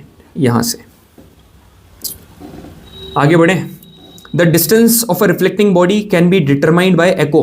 आप सुनना, जो रिफ्लेक्टिंग बॉडी है, मतलब जो बॉडी रिफ्लेक्ट कर रही है आवाज़ को, इसका डिस्टेंस आप एको में बता सकते हो, मगर रिवर्बरेशन में नहीं बता सकते हो। क्यों? ऊपर तो एक फिक्स टाइम था 0.1 सेकंड, मगर यहाँ पर टाइम बहुत कम होता है। कभी भी आप देखना भाई, कभी भी आप मूवी देखने जाओ, वहाँ तो होगा नहीं, इतना इन्वेस्टमेंट करते हैं। कोई दूसरा कहीं ऑडिटोरियम वगैरह में जाओगे ना, कई बार क्या होता है कि आवाज़ रिफ्लेक्ट करती है और वहाँ पर टाइम कम होता है, तो आप बता नहीं सकते हो जहाँ से रिफ्लेक्ट कर रही है उसका कितना डिस्टेंस है, ठीक है। ये जितना भी कंटेंट पढ़ा है ना, ये अभी तक के प्रीवियस क्वेश्चन अभी आए हैं उनसे कई गुना ऊपर है। नहीं मानो तो देखो, करो टेस्ट, सारे प्रीवियस क्वेश्चन गिवन है। Reverberation is a phenomena associated with multiple refraction, multiple reflection. हाँ जी, option number B is correct. The sound created in a big hall persist, वो जो बिग हॉल में परसिस्ट रुका रहता है, क्यों? Because of the repeated reflection. इस फिनोमेना को क्या बोलते हैं? रिवर्बरेशन। खत्म। The ceiling of the concert hall are greatly curved, ठीक है। क्यों कर्व होती हैं ऐसी? आपने देखा ये कर्व दिख रहा है, ये क्या कर रहा है, कर्व क्यों कर रहा है? ये क्या, ताकि रिफ्लेक्शन करवा सके। दोनों में फर्क है। नहीं तो तुम बोलो इसको एब्जॉर्व कर ले, एब्जॉर्व कर लेगा तो इनको सुनाई कहाँ से देगा, है ना। इंपॉर्टेंट क्वेश्चन है, लैंग्वेज इंपॉर्टेंट है। एब्जॉर्व नहीं करता है, रिफ्लेक्ट करता है। Option number A is correct, reflect. आपको इसलिए मैंने पिक्चर दिखाई, विजुअल रिप्रेजेंटेशन से आपको अच्छा समझ में आता है, ठीक है। अब दो टॉपिक आते हैं, इंफ्रासाउंड और अल्ट्रासाउंड। ये क्या सीन है ये देखते हैं। यार पानी खत्म हो गया यार, एक मिनट, चलो छोड़ो, ऐसे ही बोलते हैं। देखो भाई, इंफ्रासोनिक और अल्ट्रासोनिक क्या होता है? 20 हर्ट्ज से कम के साउंड को, 20 हर्ट्ज की फ्रीक्वेंसी से कम के साउंड को बोलेंगे इंफ्रासाउंड, और 20,000 हर्ट्ज से ज़्यादा की साउंड को बोलेंगे अल्ट्रासाउंड। इसके बीच का जो साउंड है, this is the human audible range, ठीक है। खुश? और पढ़ें जरा अच्छे से। यहां पर देखो, 20,000 हर्ट्ज से कम इंफ्रासोनिक, 20 हर्ट्ज से कम इंफ्रासोनिक, 20,000 हर्ट्ज से ज़्यादा अल्ट्रासोनिक, है ना। 20 हर्ट्ज और 20,000 हर्ट्ज, एक जगह के नहीं लगेगा, एक लगेगा। इंफ्रासोनिक साउंड जो होता है ना, ये धीरे धीरे वाइब्रेट करेगा, धीरे धीरे वाइब्रेट करेगा। और आपको पता है कई जानवर जैसे waves, elephant, rhino, they can communicate in infrasound, communicate कर सकते हैं। ये एनिमल सिग्नलाइज अर्थक्वेक, इवन अर्थक्वेक को भी सिग्नलाइज कर लेते हैं। अल्ट्रासाउंड वेव मतलब ये तेजी से वाइब्रेट करती है, फ्रीक्वेंसी बहुत हाई है, जिसकी फ्रीक्वेंसी ज़्यादा उसका वाइब्रेशन ज़्यादा, ठीक है। यहाँ पर डॉल्फिन्स और बैट्स काफ़ी मतलब यूज़ करते हैं। अब आप एक बात बताओ, अल्ट्रासोनिक वेव्स की फ्रीक्वेंसी ज़्यादा है तो वेवलेंथ कम होगी, कॉमन सी बात है, शॉर्ट वेवलेंथ, और हाई इंटेंसिटी होती है, ठीक है, वाइब्रेशन ज़्यादा हो रहा है ना। चलो, क्योंकि वाइब्रेशन की वजह से लाउडनेस आती है, इतना क्लियर है पूरा। अब ऐसा एक भी प्रीवियस क्वेश्चन नहीं है इसको पढ़ने के बाद आप ना कर पाओ। एक ये प्रीवियस क्वेश्चन नहीं है, मगर जानवर वाला कोई क्वेश्चन नहीं पूछा है, तो मैंने सोचा जानवरों को दिखा दूँ। सॉरी यार, ठीक है, तुमको जानवर नहीं बोलना चाहिए, तुमको एनिमल बोलना चाहिए। थोड़ी इज्जत दे दो, ठीक है, एनिमल। अच्छा, शेर बोल देते हैं। खुश? शेर। तुम लोग मेरे को शेर मत बोलने लग जाना, नहीं तो कमेंट सेक्शन बढ़ जाए, सर शेर हो आप। Which of the following animals communicate with each other using infrasonic waves? हाथी करेगा, ठीक है भाई। बैट का कोई लेना देना नहीं है, तो दो यहाँ भी दिख रहा है, काट दो, ये भी काट दो, ये भी काट दो। पिजन्स करते हैं, वेल्स करती हैं, ऑप्शन नंबर 134 मतलब 2 इज करेक्ट। ठीक है, ये वाला PYQ देखो, the frequency of ultrasound wave plus 20,000 hertz, option number D is correct. Human audible range sensitive to human ear कौन सा है? 20 हर्ट्ज से लेकर 20,000 हर्ट्ज के बीच में, ये वाला option number B is correct. ठीक है, which one among the following statement is not correct, सही नहीं है, गलत है। Ultrasonic waves can not get reflected, refracted और एब्जॉर्ब्ड। भाई ये क्या फालतू बात है यार, अल्ट्रासाउंड वेव साउंड तो है ना, क्या साउंड है ना, माना कि ज्यादा फ्रीक्वेंसी का साउंड है मगर साउंड तो है ना, क्या ये रिफ्लेक्ट नहीं होगा, क्या ये रिफ्रैक्ट नहीं होगा, क्या सब होगा, ये बस पोलराइज नहीं, मतलब पोलराइजेशन नहीं होगा, जो अभी अपन ने पढ़ा था ना वो चीज नहीं होगी, बाकी सारी चीजें होंगी। ये वाली स्टेटमेंट गलत है, मतलब option number is absolutely fantastic. ठीक है, आगे बढ़ते हैं। बैट्स डिटेक्ट, आपको पता है जैसे ये बैट है, ठीक है, इसका भी कंसेप्ट, रात में ना ये दिखाई नहीं देता है, ये क्या करती है, साउंड प्रोड्यूस करती है, अल्ट्रासाउंड। ये गई वेव, ठीक है, अब ये आ रहे हैं आगे से, ठीक है, और ये ना आपको पता है ये रिफ्लेक्ट करके वापस इसके पास आएगी, ये समझ जाएगी कि यहाँ पर क्या गई, दीवार, अपना रास्ता मोड़ो, ये होता है। तो ये अल्ट्रासोनिक वेव्स की वजह से, option number B is correct, B. ठीक है, बी की बात चल रही, नहीं तो आप बोलो भैया डी में क्यों लगाया आपने। Which one among the following waves bat use to detect the, भाई अल्ट्रासाउंड, अब भी ऊपर करा यार, बैट मतलब ऐसा लग रहा है कि उस टाइम पर जो क्रिएटर था ना पेपर बनाने का, उसका फेवरेट एनिमल बैट था। ठीक है, अल्ट्रासोनिक वेव्स आर दो sound waves having frequency more than 20 kilohertz, option number सी।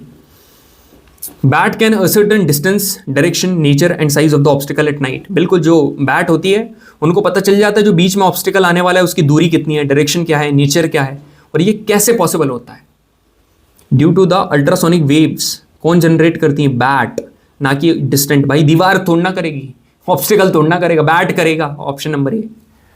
ठीक है, क्या क्या और कहाँ काम आती हैं अल्ट्रासाउंड वेव?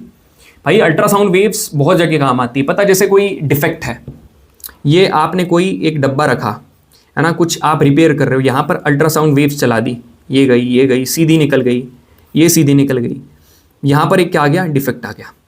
अब ये सीधे ना जाकर वापस क्या कर जाएगी, रिफ्लेक्ट बैक कर जाएगी, यहाँ पर यूज़ करा जाता है। मतलब ऑब्जेक्ट को क्लीन करने के लिए, पहली बात तो इलेक्ट्रॉनिक कंपोनेंट को। ठीक है, अब सुनो मेरी बात, दूसरा क्या है, it is use to detect cracks detect करने में।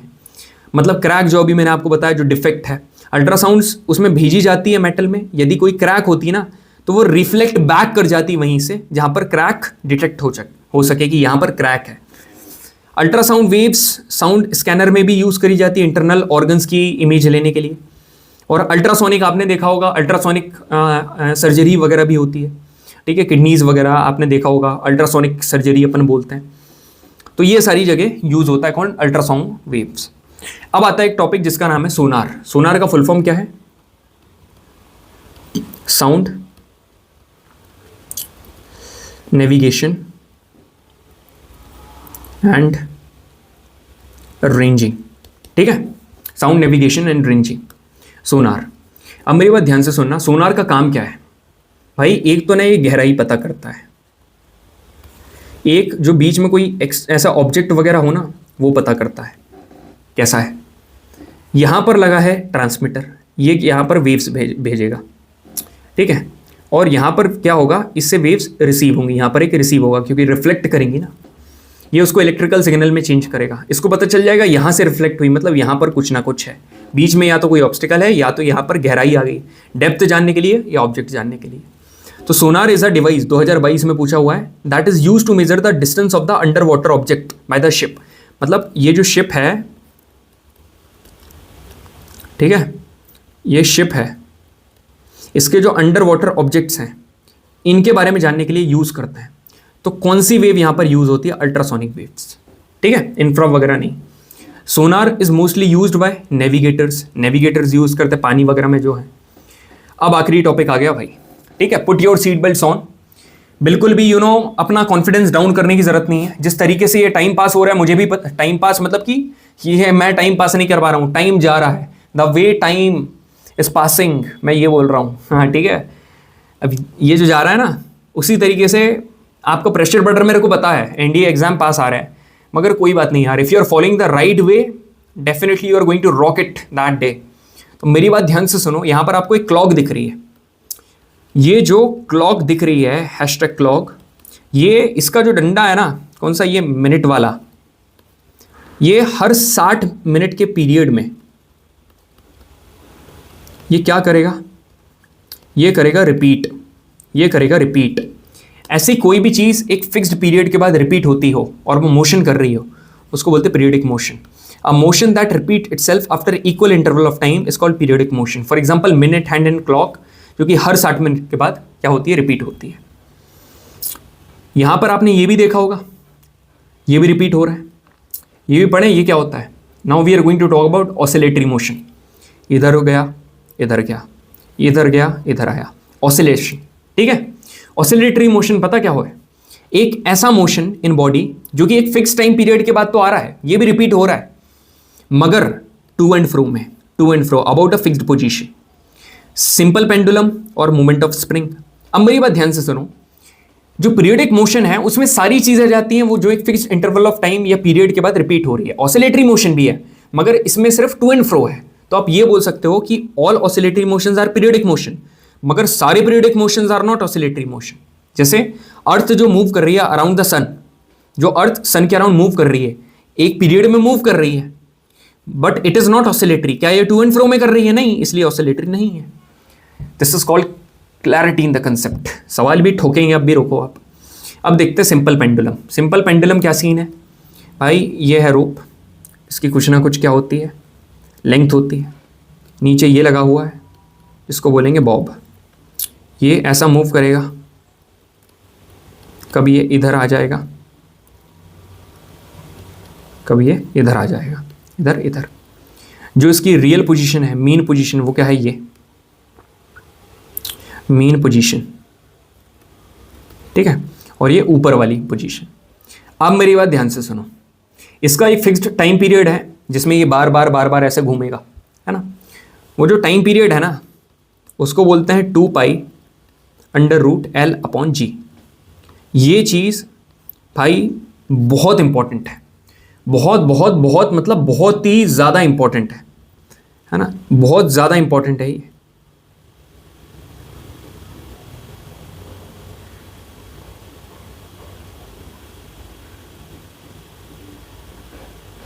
छोड़ो, ठीक है, आगे देखते हैं क्या है ये। अब मेरी बात ध्यान से सुनना। पहली बात तो जो टाइम पीरियड है जिसमें जो ऐसा जो है इधर इधर फिर इधर फिर इधर हो रहा है, ये ना पोल से इक्वेटर पर जाएगा तब क्या फर्क पड़ेगा, G = GM/r²। समझ गए होगे।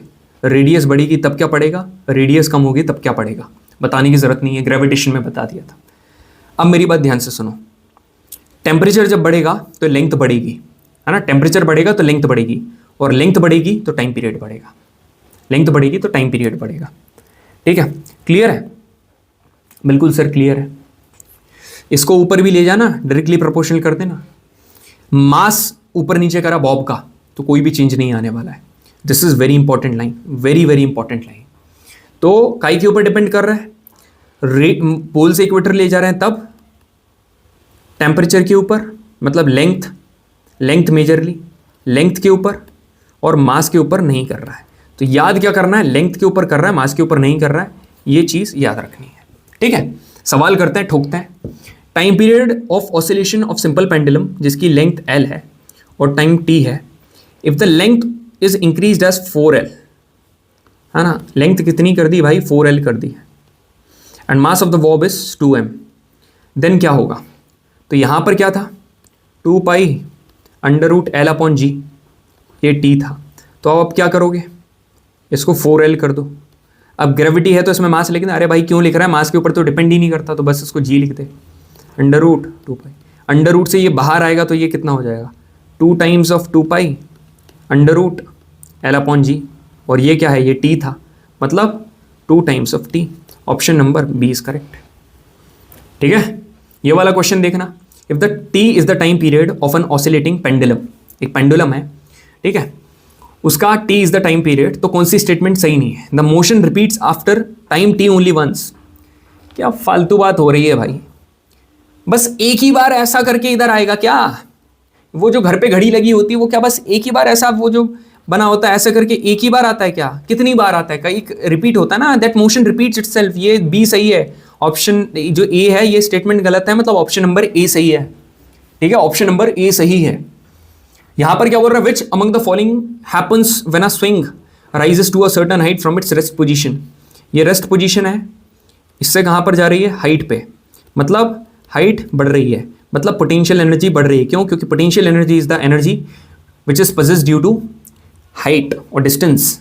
तो काइनेटिक एनर्जी डिक्रीज होगी। क्यों? क्योंकि वेलोसिटी कम होगी। आपको पता है हाइट पर जाएगा तो वेलोसिटी कम होगी, मैक्सिमम वेलोसिटी यहां पर होगी। ठीक है, और potential energy decrease. Option number B is correct. बाकी ऑप्शन देखने की जरूरत ही नहीं है। मजा आ रहा ना भाई? ये वाला देखो, if the length of a pendulum is being increased by 4 fold.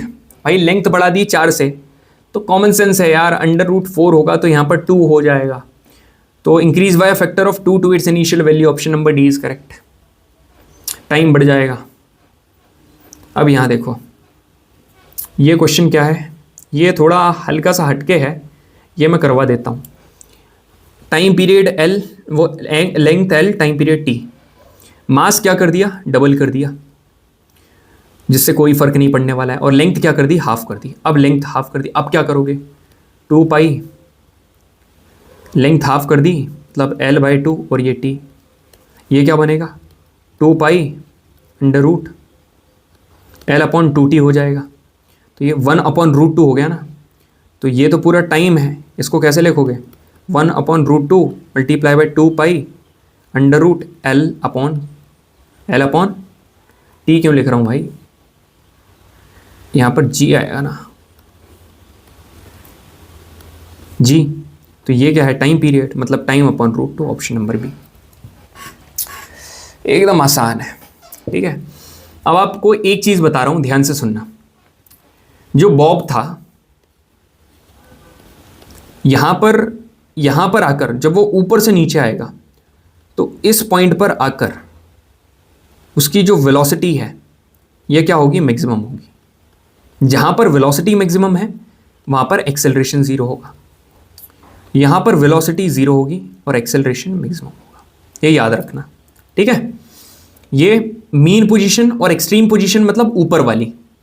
यहां पर एक्सेलरेशन 0 मगर वेलोसिटी मैक्सिमम, यहां पर वेलोसिटी मिनिमम मगर एक्सेलरेशन मैक्सिमम। सेम चीज यहां पर लिखी है। बस आप याद क्या करो, वेलोसिटी मैक्सिमम कहां होगी? जब वो ऊपर से नीचे बीच में आएगा वहां पर। अब यहां देखो एक क्वेश्चन, ये वाला क्वेश्चन है 2024 के 1 में पूछा हुआ है, और ये मैं जब से पढ़ा रहा हूं तब से, मतलब आप देखो, मैं आपको एक चीज बता रहा हूं। क्वेश्चन क्या बोल रहा है? एक मेटालिक वॉब है X, ये है ना, of mass M is release from a position A। यहां से रिलीज करोगे, यहां आएगा। It collides elastically with another bob by. यहां पर बाय एक दूसरा बॉब है ना, इलास्टिकली जाएगा। ये क्या लिखा है? इलास्टिक कोलिजन, इलास्टिकली कोलाइड करेगा। तो यहां पर पहले लिखो कौन सा कोलिजन होने वाला है। यहां पर होने वाला है इलास्टिक कोलिजन, पहली बात तो ये। ठीक है, elastic collision placed at rest, जो कि यहां पर ये वाई वाला रेस्ट पर है, on a horizontal frictionless stable angle of जो AOB है ये 30 डिग्री बना हुआ है।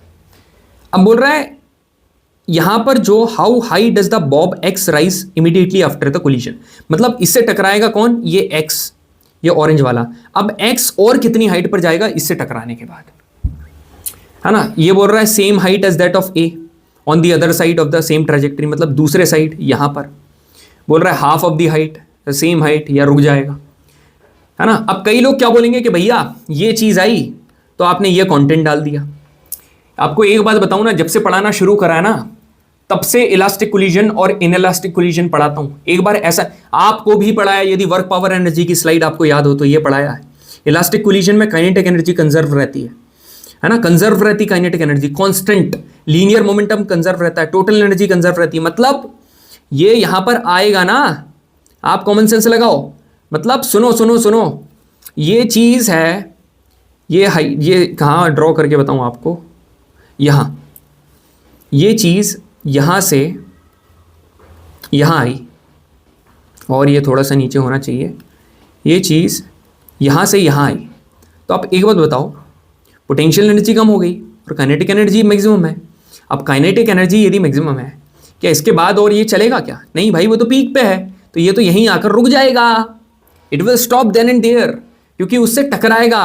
टोटल मोमेंटम जीरो आपने पढ़ा था ना, टोटल मोमेंटम टकराने के बाद यदि मोमेंटम कंजर्व्ड है तो अपन ने कितना यार law of conservation of momentum पढ़ा ना, momentum before and after collision is constant, मतलब ये दोनों आकर रुक जाएंगे।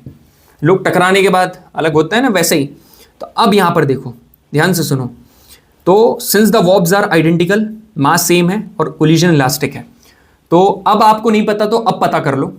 कुछ प्रॉपर्टीज हैं इलास्टिक कोलिजन की, वो ये है कि जो मूविंग ऑब्जेक्ट है ना, टकराने के बाद रेस्ट में आ जाता है।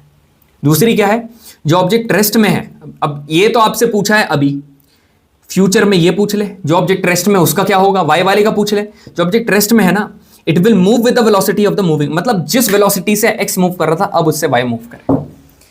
This is the power of the contact, ठीक है। Therefore after collision the bob Y will move with initial velocity of bob X, मगर जो बॉब एक्स जिसका पूछा है वो स्टॉप हो जाएगा, मतलब it stops at position B. Option number D is correct. भाई जो सवाल कठिन है, when the going get tough the tough get going, इसके आगे मैं कुछ नहीं बोलूंगा। यहां पर देखो अब आप, सिंपल हार्मोनिक मोशन क्या है भाई, ये है एक स्प्रिंग, इससे एक मास कनेक्टेड है, मैंने इस स्प्रिंग के ऊपर फोर्स लगाया, मैंने फोर्स लगाया इधर, ठीक है। अब ये आगे आगे करके कहां तक आ गई, यहां तक आ गई।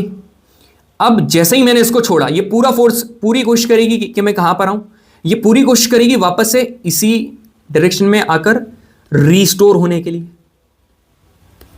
पूरा करेगा ना। ये मैंने एक्सटर्नल फोर्स लगाया और ये रीस्टोरिंग फोर्स पूरा करेगी ना, ये मैं वापस से पूरा रीस्टोर हो जाऊं, है ना। तो जैसे ही मैंने इसको छोड़ा, डिस्प्लेसमेंट किधर हो जाएगा, इस डायरेक्शन में हो जाएगा।